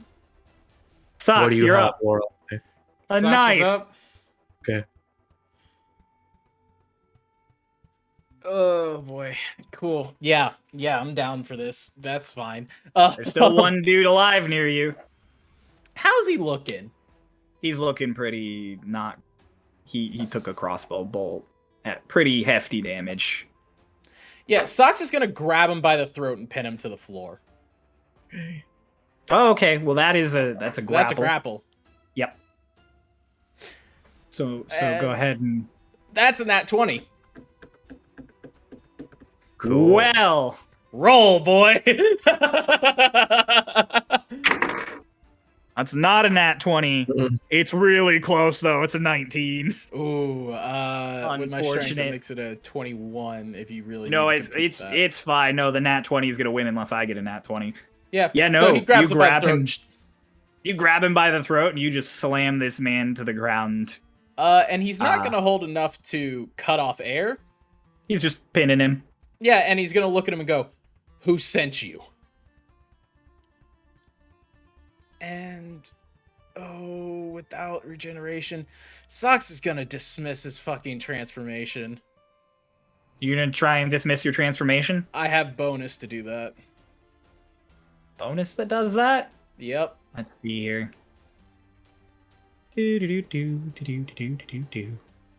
Okay. You go to revert to your normal state. And can you make a wisdom save for me? Yeah, I can.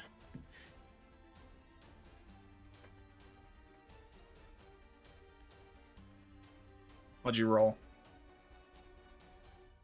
What'd you roll? You rolled a nat 1? Oh no.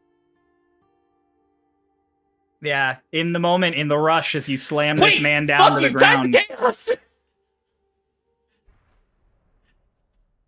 Can you I do Tides that of Chaos anything? I can take Tides of Chaos any...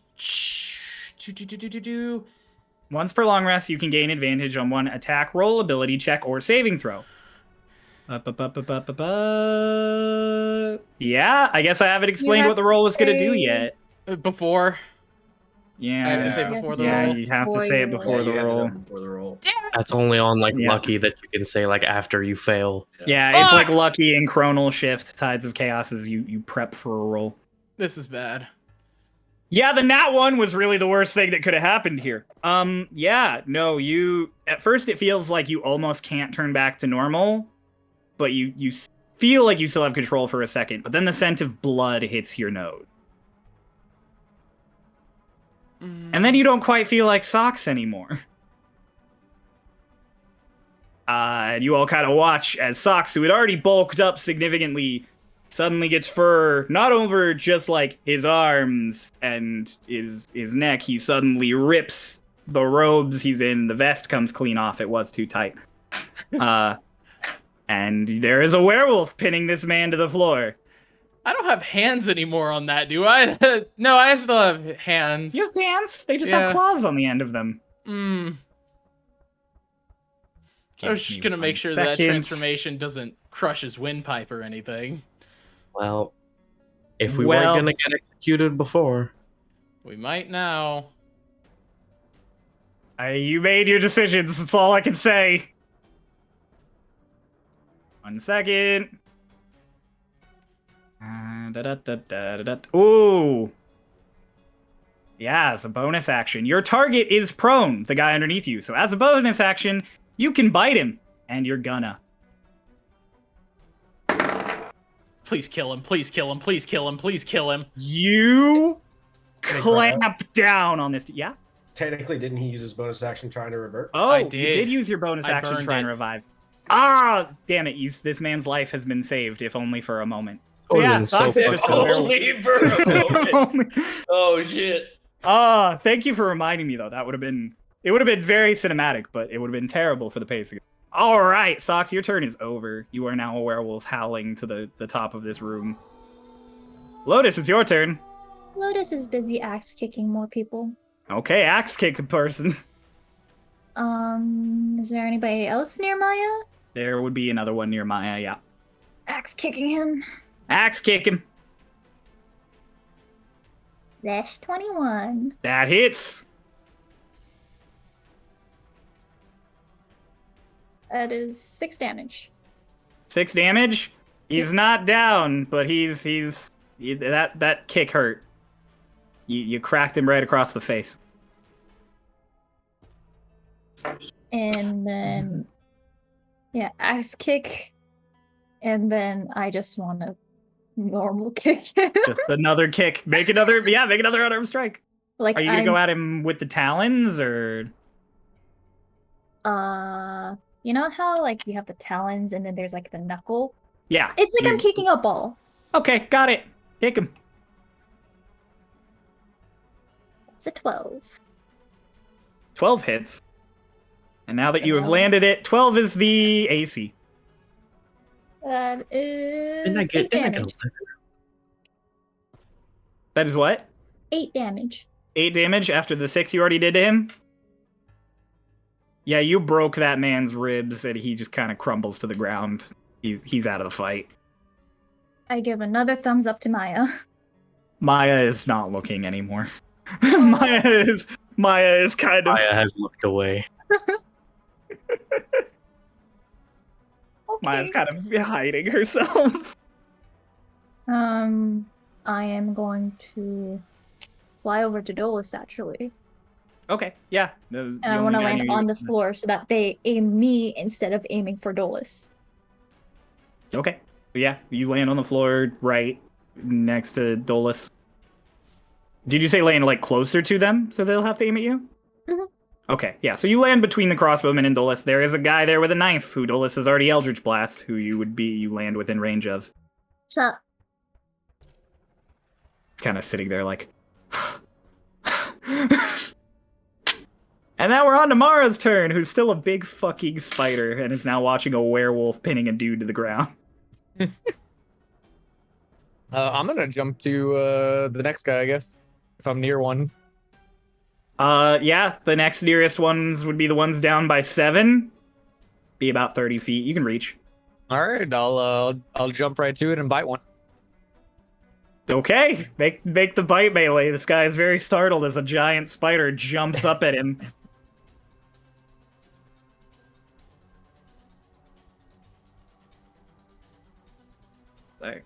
Another. Did I close the page? Did you close the page? Well, I got an 18, so I assume I hit. That hits. It's +3 on bites, so that's Alright, 21. close. So yeah, that hits. And I have to make a save. I failed that save. This man is now going to get poisoned. Roll 3d6s +1.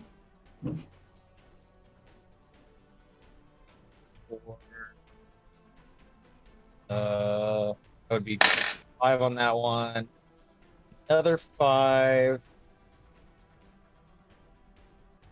And a 4. So 14. You sink your teeth into this man around the hip sort of area. You kind of lunge up and get him. And he stumbles back and kind of falls over and is like, He starts like hyperventilating as he just like lays there and passes out. You have poisoned another. Yes.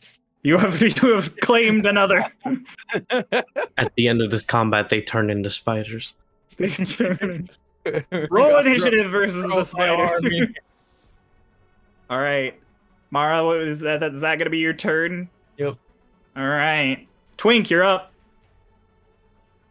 This is a werewolf. I know. I'm gonna use my bonus action to pull the silver dagger from my bag of holding, Okay, and I'm gonna go stab the werewolf. go stab the werewolf. 26 to hit. That hits. Roll for damage.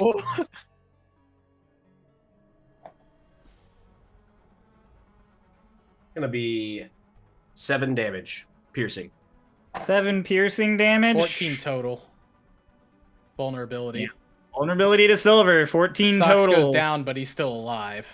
Yep. So you drive this knife into the back of the wolf as it's pitting this dude down, and he, like, Socks just... Before he even hits the floor, he's back to Socks, and he just collapses with this knife in his back. And the dude who was getting pinned is like, thank you, thank you, thank you. Yeah. I'm gonna use my movement. Can I start dragging Socks back towards the center? Yeah, he was only like 10 feet away from you, so you've still got the rest of your movement. Gonna be. I was just dragging him away. That's all Yeah. I'm trying to do. So yeah. And so you use the rest of your movement to sort of drag Socks away from the representatives towards the edge of the room.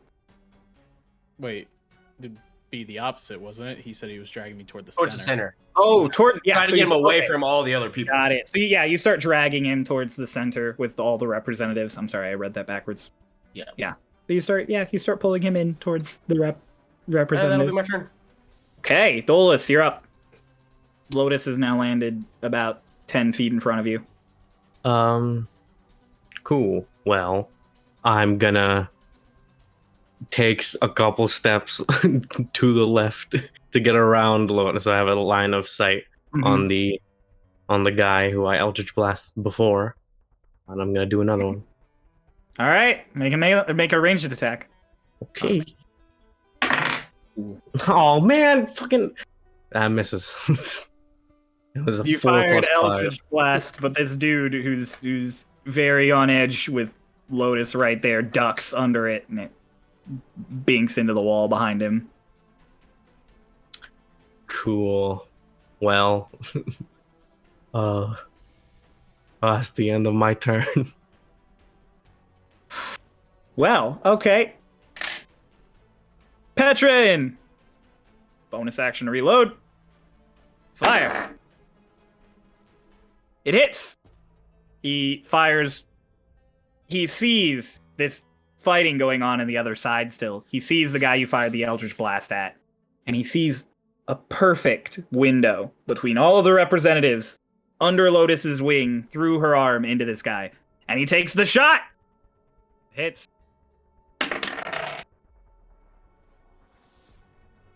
And it slams this guy clean in the heart. And he just there, having been like, yes, just ducked under that thing, just vroom. And he looks up at Lotus, who's right there, and he just goes, falls backwards to the floor. Petra on the other side of the room just goes, yes! Yeah. And then he is going to move. He's going to move to about where Socks was before, watching him get dragged away. Crossbowman's turn. Well, the one who was about to stab Lotus is no longer a problem. That's a miss. That's a miss. Yeah, they Cool. all fire. That's a miss. How many are there left? Round now, about 20. Okay. And they all fired, and they missed. Fired, and a missed, And and then a a missed. fired, and then a missed. Fired again. This went on for several hours. All right, let's. It's Fagin's up. Runs over to the dude who was previously trying to stab Twink. Stabs him right in the neck. Good man. Oh my god, Fagin. Yeah, he just clean through this guy's neck and then out. And this dude drops. So he's going to use his bonus action to attack the other dude who's poorly trying to attack Twink.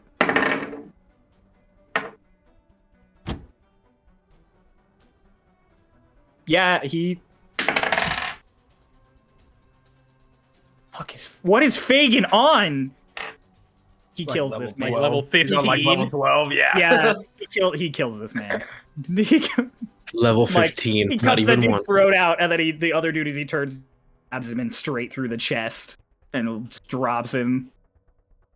And he looks over at Twink, who's dragging Socks away, and he goes, "Glad to clear you of the trouble." Flicks the blood off his sword. And then, Slay is gonna make another magic missile.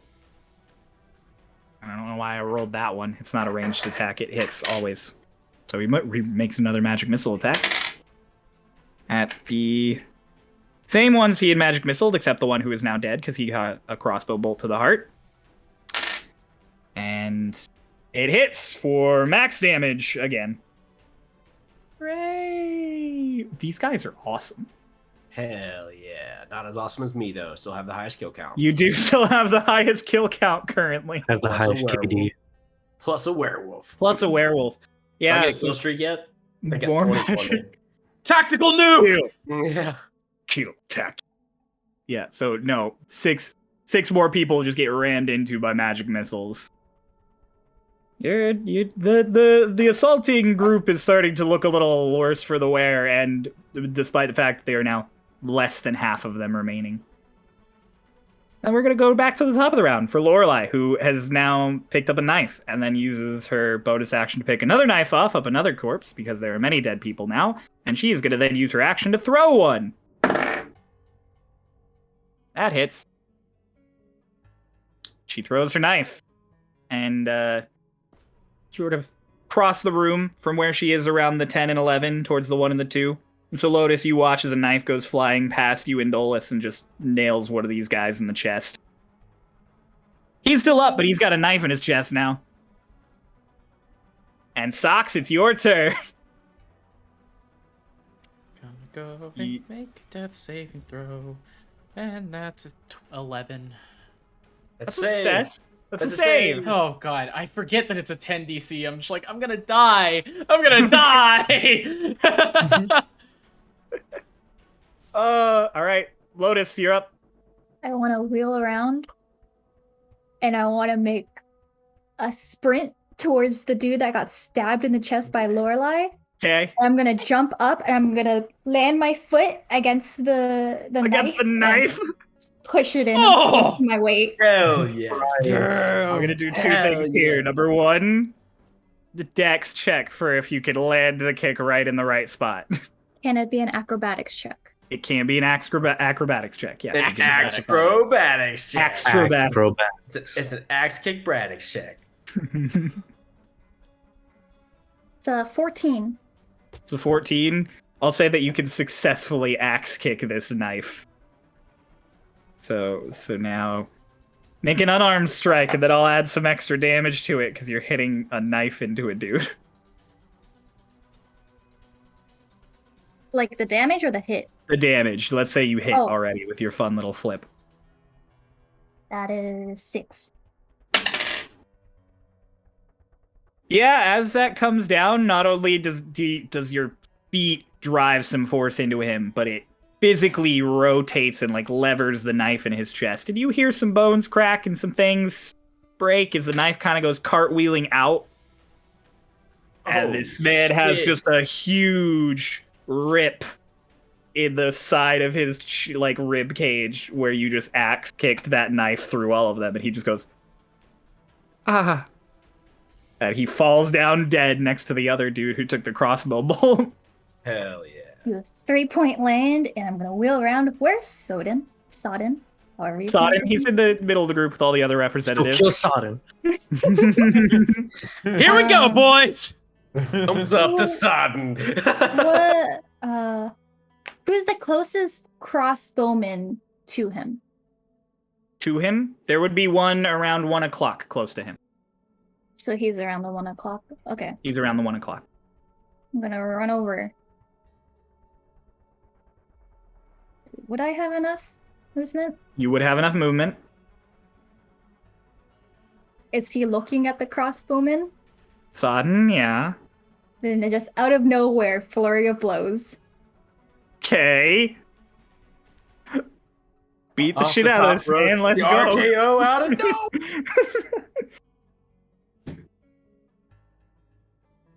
RKO. Oh. I kept hitting it. I kept throwing, and it hit my laptop. And it just rolled off my table twice. That is. I can't do math, but they hit. It's a 16 and 15. They both hit. plays. I can't do math. But they hit. Trust me Edit. on this one. A 5 and an 8. 5 and an 8. Yeah. Okay. You rush up to this man as Sodden and some of the other representatives are looking at him, and all the guards are sort of between them. And you deck him in the face, and then wheel your knee up into his rib cage, and he just goes collapsing to the ground, like knocked to the side from the force. And all the representatives are like, Yes. And Slay is just like, yeah! Yeah! And All right, Mara, it's your turn. You're a spider.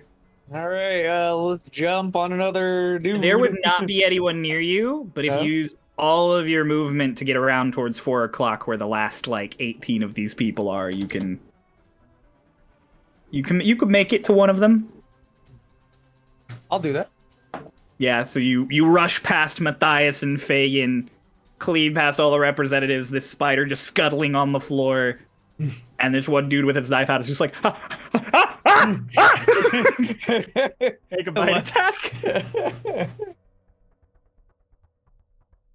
Oh, it was almost 15. 8. 8 misses. Damn it. He just dives to the side as the spider like jumps to where he just was, and then you turn and just.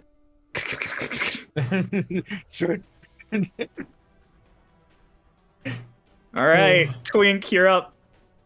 All right. I'm gonna say with 10 more feet of your movement, you can get Socks to the edge of the circle, where like the guards can then grab him. Yeah, I'll do that. Okay. And then how far away would I be to the next person? Other side, so like about 25 feet. Cool. I need to go. It's the one. It would be the one that that the spider just lunged at. Yeah, I'm gonna go 10 feet, and then I'm gonna use lightning lure Oh shit! to wrap the guy up and attempt to pull him towards me. What do I have to make there? Strength? Strength saving throw. Yeah. Well, I don't succeed on that because that's 8. He is pulled 10 feet towards me, Okay. and he takes 1d8 lightning damage. Okay. Thunder. I guess it's thunder damage technically. No, it is Yeah. lightning. It's lightning. Roll that 1d8. 7 lightning damage. He gets grabbed and pulled towards you. There's a big crackle of lightning and thunder. And he seems hurt, but he kind of like gets back up to one knee and is like, ah! And then I'm gonna use 5 feet of my movement to move away. You just back away from him towards the rest of the group. And that's Twink's turn. Yep. Dolus, you're up. Cool. You said the remaining like 18. All the remaining 18 are going to be between 1 and 4, with the spider on the bottom. You and like Lotus near the top, near 1 now, and you right about smack dab in the middle between 2 and 3. I'm between 2 and 3. Yeah. I said I landed in 4. Oh, okay. So you'd be closer to the spider. You'd be around 4. Cool. The spider just made a lunge at a dude to your right. Dole just kind of looks over in Mara's direction, like doing that. She's like, "Oh, okay." Mild discomfort. Yeah, I'm gonna shoot an Eldritch Blast at a dude at the nearest. Okay, attacker. nearest dude will have been hit by one of those magic missiles, so he is a little weak. Cool. Make a ranged attack. That's 11 plus 5. That hits. Cool. D10. Click it. That's a 10. That's a 10. You fire off an Eldritch Blast, and it cracks into this dude's chest, and he falls over. We are down to 17 remaining people. Sick. That's my turn. It is the crossbowman's turn. Well, the one with the knife is going to try and stab the spider that jumped at him. Mara, what's your AC as a spider? 13, 14. Shit. Shit. Yeah, he brings a knife down on this spider and hits for 5 points.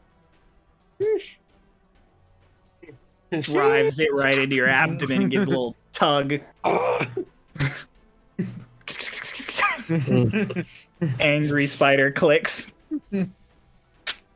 God, this is horrifying. The others are going to take shots at you. Who remains? Let's see. That's gonna first shot's gonna miss. Knife attack's gonna miss. They're not doing great. They were not expecting such hefty resistance. They expected more guards and less you guys. Less monstrosities. Yeah, they're a little taken aback. Fagin does not have enough movement to get all the way over there from where he is, so he's going to rush over next to Twink, and he's just gonna ready his action as he pulls another knife out, sort of poised to throw it. And he's like, "Eventful dinner, yes?"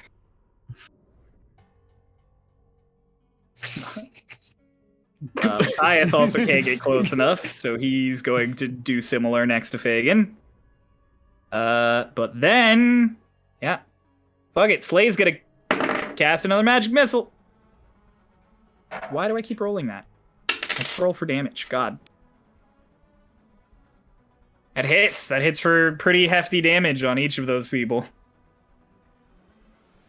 So we are down to 17, and 7 of them are damaged already. Fun. Hooray. Lorelei's turn. She has the other knife. She is going to throw it. It is going to hit. Do. I love Lorelei. She's scary. She's just a classy lady who knows how to throw knives. Ugh. Yes, classy. She tosses the knife, does the perfect spin, and just sinks into this dude's thigh. The closest guy to Lotus. And he just goes, "Ha!"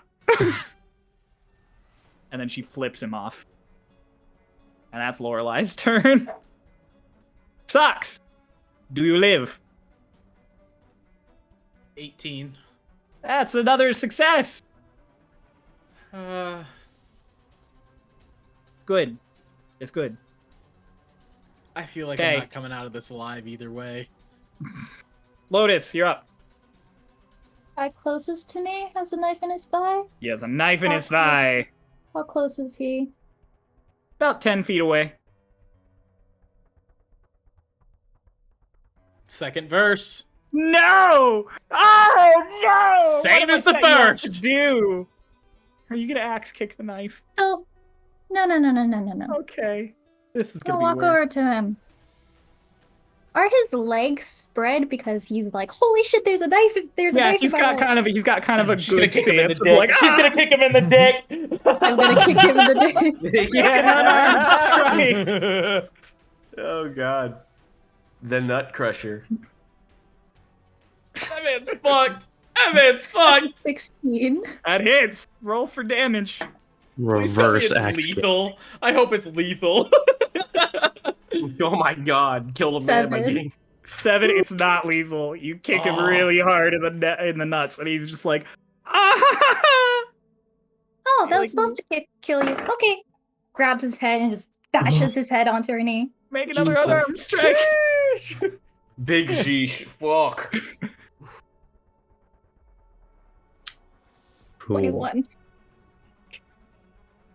Roll for damage.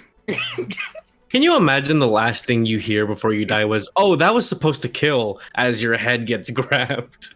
Imagine you were kicked the in the last nuts. thing you feel is your nuts in your stomach before dying. With Ooh. Lotus's strength, she kicked him straight into his throat. Like, Yeah, no, you What was probably the didn't damage? hear What that. was the damage? 8, which is the max damage I can do. Yeah, you bring his head down on your knee and your knee up into his head, and you just feel a pop almost. And as you like let this guy go, there's a bit of a dent in his forehead, and he just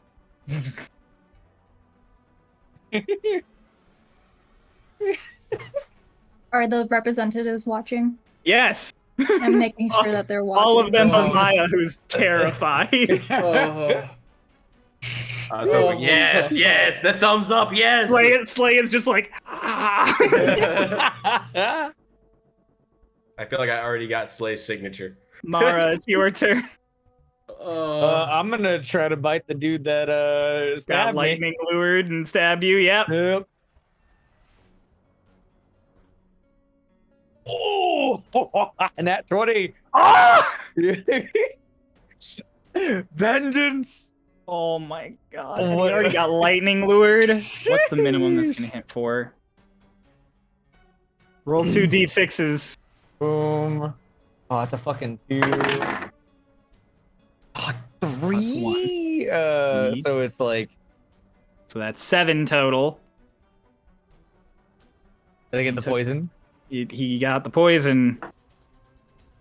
Which, regardless of what you roll, is gonna work. Yeah, no, you bite into this dude's like lower back as he turns away from you to Twink. And he again gets that same like tense up that the other two did, and they're just like, ah, and he like drops to the floor. Knocked out. You have claimed another. Yes. Yeah, Twink, you watch as this dude who turned to you just drops to the floor. There's a big spider on his back. Just. Oh, Mara, that was my 21st. God, this is horrifying. It's gonna wiggle around my fucking. All right, hooray, Mara, that's your turn. Twink, you're up. I'm gonna go stab someone. Okay. There's a dude within 20 feet. He's getting stabbed. Moving up the clock at this point while Lotus moves down. 17 to hit. 17 hits. 8 piercing damage. So there's this guy who's already been hit by a magic missile. His eyes are darting between Dolus and Slay and Lotus. And he doesn't know what's happening, and knives are being thrown, and he's trying to reload his crossbow, and he's got his knife in his free hand, and he looks down, and there's just Twink. And you just stab him in the gut. And he just sits there like, fucking gnome! And he falls to the ground dead. Hell yeah. We're down to 15, ladies and gentlemen. Gonna be a long one, dude. Dolus, you're up. Cool. You said there's 15 left, and Yeah. how many of them are damaged? 5 of them would be damaged still. Cool. Closest one to me that's damaged. How far away? I'm gonna say about 15 feet. Cool. I'm gonna Dolus just like he's had his like arm out extended, like casting Eldritch Blasts. His arm just kind of falls. I'm gonna cast Toll of the Dead. He just kind of like snaps his fingers. Oh, this is about to be unfortunate. Hey, a success! The first. Wait. success. Wait, hold on. Yeah. Damn it. Okay. Are Cool. you trying to lucky? Yeah, but it doesn't work on Just saving throws irritating. like against Yep. him. So that's What's a D8? a D12 because he's damaged. Oh no. Does he still take that on a Oh wait, no, he success? doesn't take damage. He was It successful. increases. Oh yeah. Oh, it's not like it's not a halved one. It's not a half. Yeah, no, the toll goes off and this shakes it off. They're too much adrenaline. They aren't listening to the bells. Dolus is just kind of standing there like, oh, come on. Is that your turn? Yeah, Their turn. And this is where it gets a little fucky. You watch as one of them pulls a metal sphere out of his vest. And they flick their thumb across it, and you see sparks light. And they just roll it right into the middle of the crowd in the center.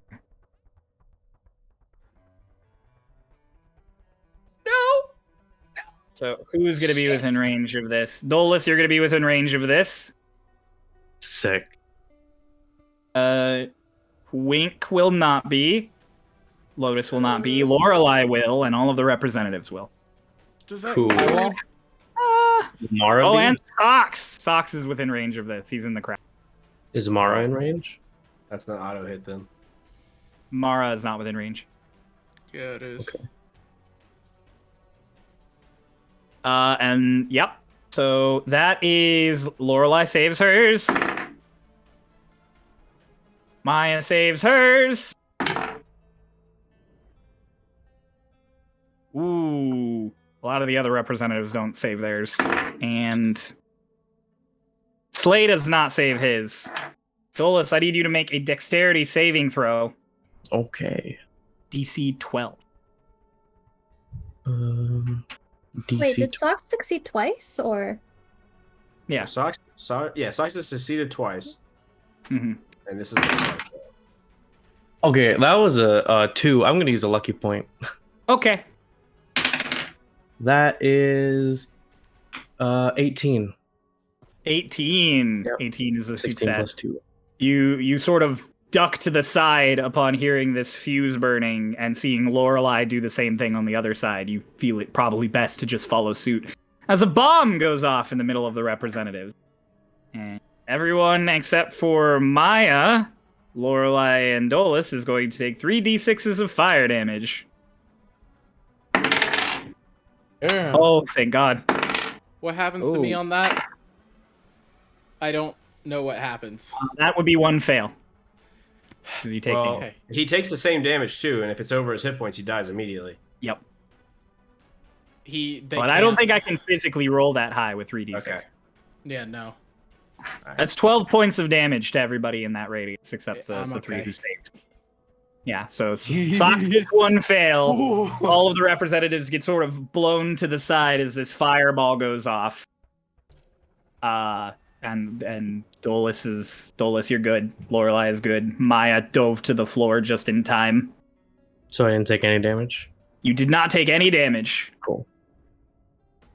And then one of the others is just gonna try and stab Lotus. You just watched her knee bash a dude's head in. That is 18. 18 doesn't hit? 19 AC. Oh doesn't have my armor. God. Yeah, That's she's a right. long- That's right. No Yeah, armor. he rushes at you with this dagger.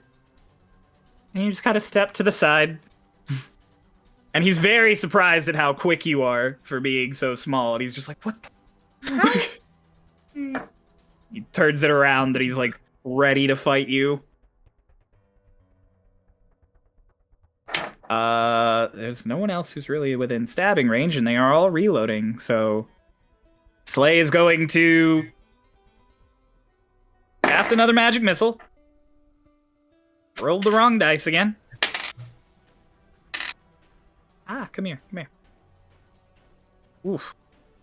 So he is going to take out the 5 who were already injured with that magic missile at max damage. You have 10 people remaining, all facing you down, all around 2 o'clock. This was fine time for me to not have my super special spell slot rod. Man. Lorelei is up, but she doesn't have a knife. So she is just gonna rush up next to Lotus and punch this dude in the face. Hell yeah. And that is a success! This dude is so busy looking at Lotus that he is not expecting this woman to just sucker punch him clean in the jaw. For max damage, too. Damn. So yeah, he just takes a real nice punch to the face. Wait, it's an unarmed. That's cool. Always one. And she's just like, "Hi, Lotus. Hello. Wanna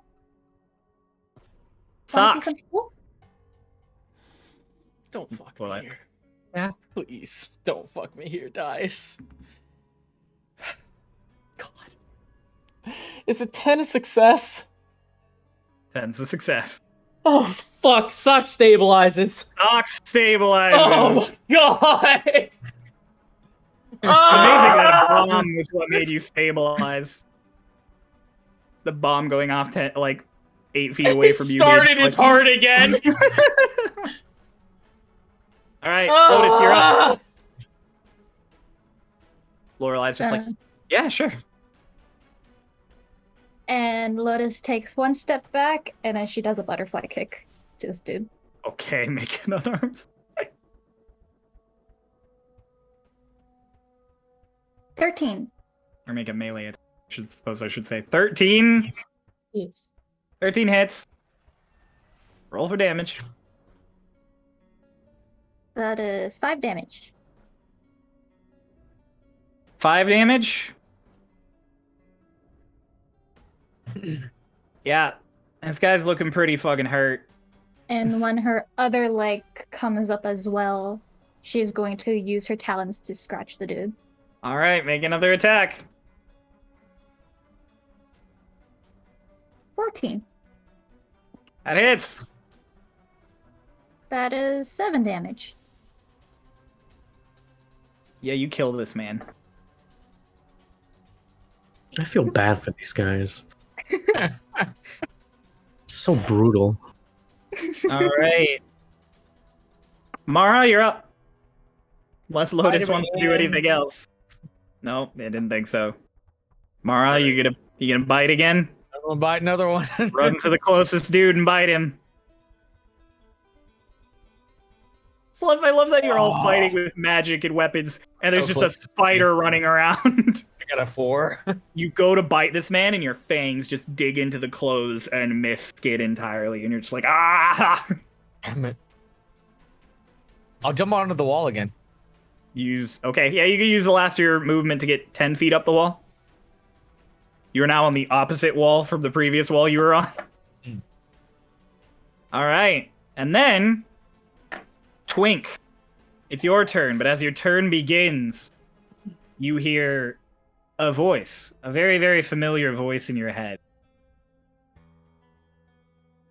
Just go, if you could please manage to calm everyone down, that would be very nice. It's Arlashna's voice, and you feel this very gentle rush of magic through you. You feel like you might have a bit of advantage, and it suddenly feels like you could cast once more. Oh, hell yeah. Are you telling me I get the Thunder Wave?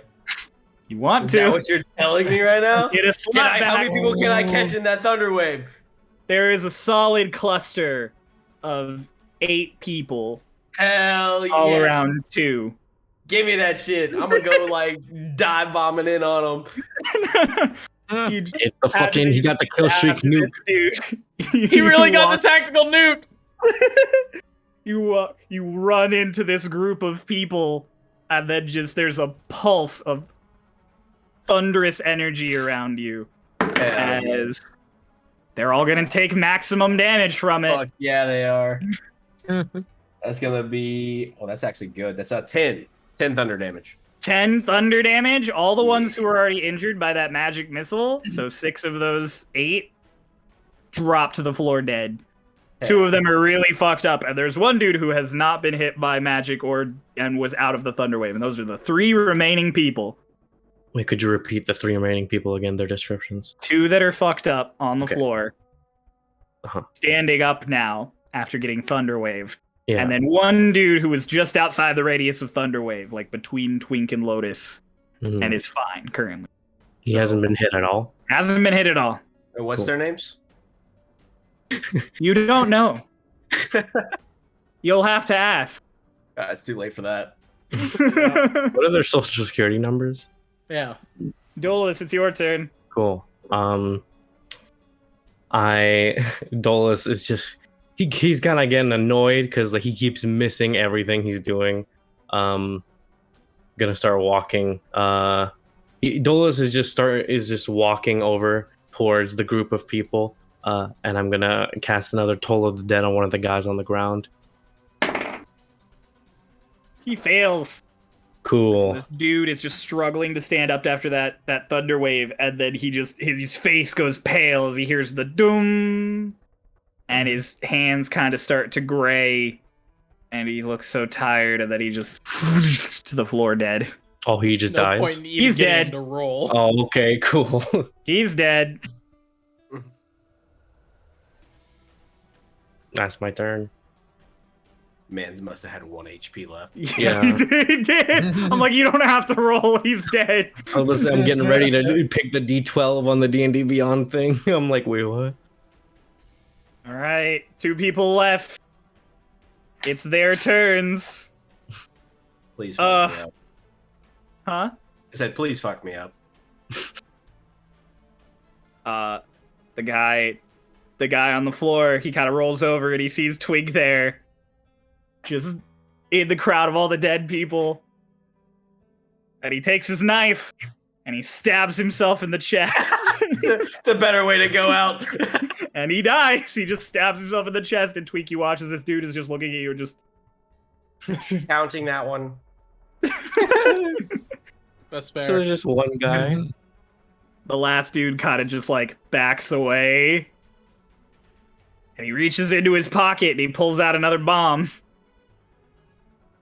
And he flicks the fuse, and he just rolls it down on the floor between Twink and Lotus. Dex saves. Lorelei has to make another dex save, too. Ray! What just happened? She threw her dice.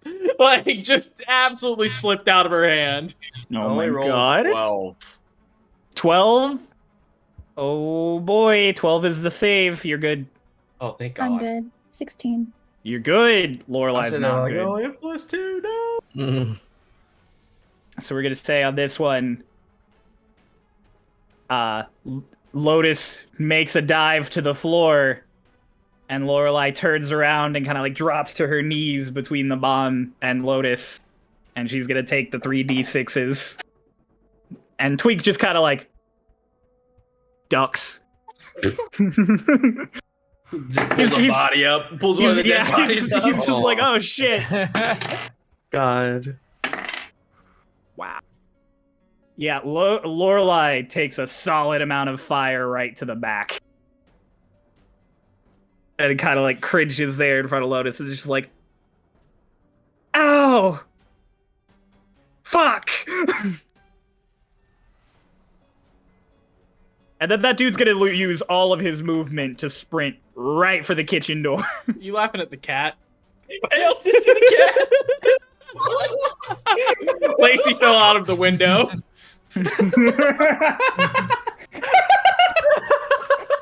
Oh, she failed the dex save. Oh.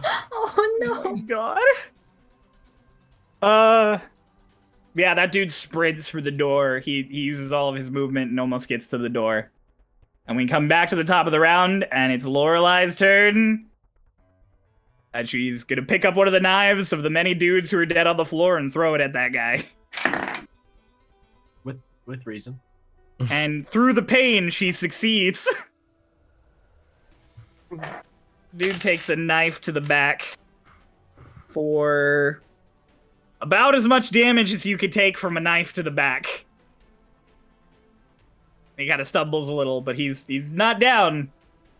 Lotus, it's your turn. about to Well, be. Socks, it's your turn, but you're knocked out. So Lotus, Taking flight using 60 feet to get to him. yeah, you can get to him. You're perfectly within reach of that. He's got a knife in his back. He's got... Do it. Do Oh. it. Do it, Ray.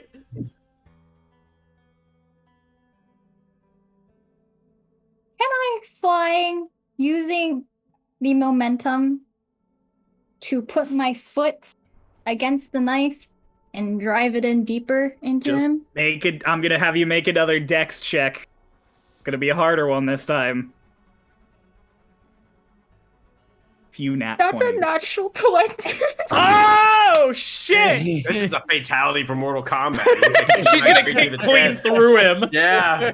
Roll the damage from a hit. I'll roll 2 damages from a knife. Yes, this is 100% a Kano fatality. I think she just max damaged. Yep. It's okay. Yeah, no, I max damage too. Cool. Oh, Ray, how do you want to do this? Mm. I think we know. I think we know how you I want to want do this. to drive. Where is the dagger on him? His lower back, like maybe like 4 inches up from the waist. She's gonna kick this dude in I half. want to drive the dagger deeper into him Mm-hmm. so that like my foot makes contact with his body. Yeah. Using my other leg, I want to push him down and like lessen the tension on my other foot so the knife can go back through him the other way. If Like that to makes pull it sense. out? Like to pull it Oh, she's You're kicking it pushing all it. the way through him, and the floor's pushing it back out. Oh. You all, except for Socks, who's knocked out, watch Hi. as Lotus unfurls her wings and in one thwomp just launches herself at this man. drives her leg down onto this knife. None of you could see it from the angle you're at, but on the other side, his clothes sort of bulge as the tip comes through. And then as he falls to the floor, she lifts her leg up, and so the knife just out and clatters to the floor next to him. As from the pure impact and the massive rupturing of his organs, he just dies on the floor there. He just kind of skids a few extra feet with Lotus on top of him. And then it's all quiet, and you are out of initiative. Dolus just like right as that happens, and like Lotus like lands, he's just like panting. They really shouldn't have locked that door. Can you get our friend up, please? I mean, I'm gonna speak in spider to you because I'm a forest gnome. I mean, he can. Yeah, he speaks in spider to you. Oh shit, you understand me, dude? Whoa! Hell yeah, dude! Twink and Mara have been together during Monkey. Sound like. Oh. Shaka, bro. What up?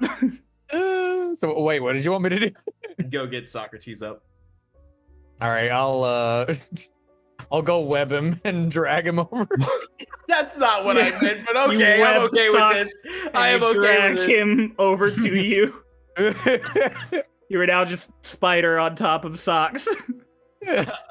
I'm gonna speak in spider back. Perhaps you should change back. Your intelligence as a spider is terrible. I'm gonna like let go of the web and then like try and like open the door with spider form still. Hey there, you watch as Mara just walks away from socks to the door and just like tugs on it, and it doesn't give it first. And there's a few moments, and then it just opens. And he skitters back. The door just slowly opens. I'm gonna walk over to Sodden. Okay, he's injured on the floor from that bomb. And I don't have to kneel down because I'm a gnome, so I'm gonna look him Yeah. dead in the eyes and go, remember, if Twink Tanya wasn't here, you'd probably be dead. Lotus is skipping over. Yeah. What he He said. looks at Lotus. He looks at you. He just goes, understandable. And I'm gonna go to help him up. Takes your hand. You could get it. You get him like a quarter of the way Get up, him and to then a he gets up the crouch. rest of the way up. And Fagin's like, snaps his fingers to the door. The starlings immediately start like rushing for it, and he's like, "Get help!" Can I as go the pick doors- Maya up? Yeah, you can go pick Maya up. She's still like huddled on the ground after the bomb. And you touch her on the shoulder. She's just like, ha ha ha ha. Hi. Hello. You're very good at fighting. And she like kind of stands up slowly. Thank Yeah. you. Yeah, no problem. I want to walk Guiding him. over.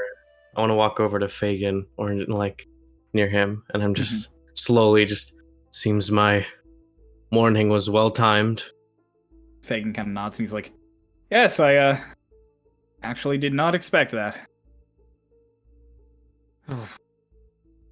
I would like to hang from the ceiling and grab the bodies and put them in the middle.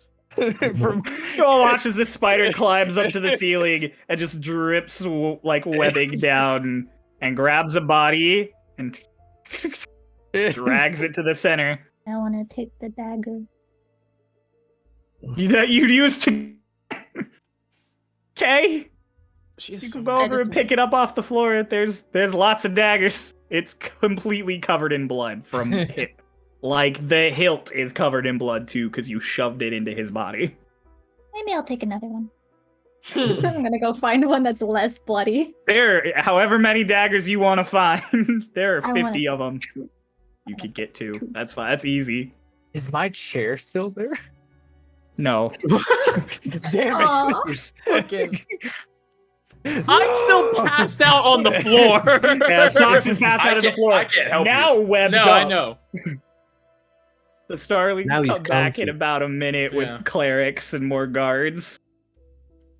You see as the doors swing wide that they're attending to all the guards who are outside, who are all very, very dead. Ooh. Oh. You just hear Twink boasting about how he had 28 kills. Fucking Matthias is like, that's over half. You're good as math.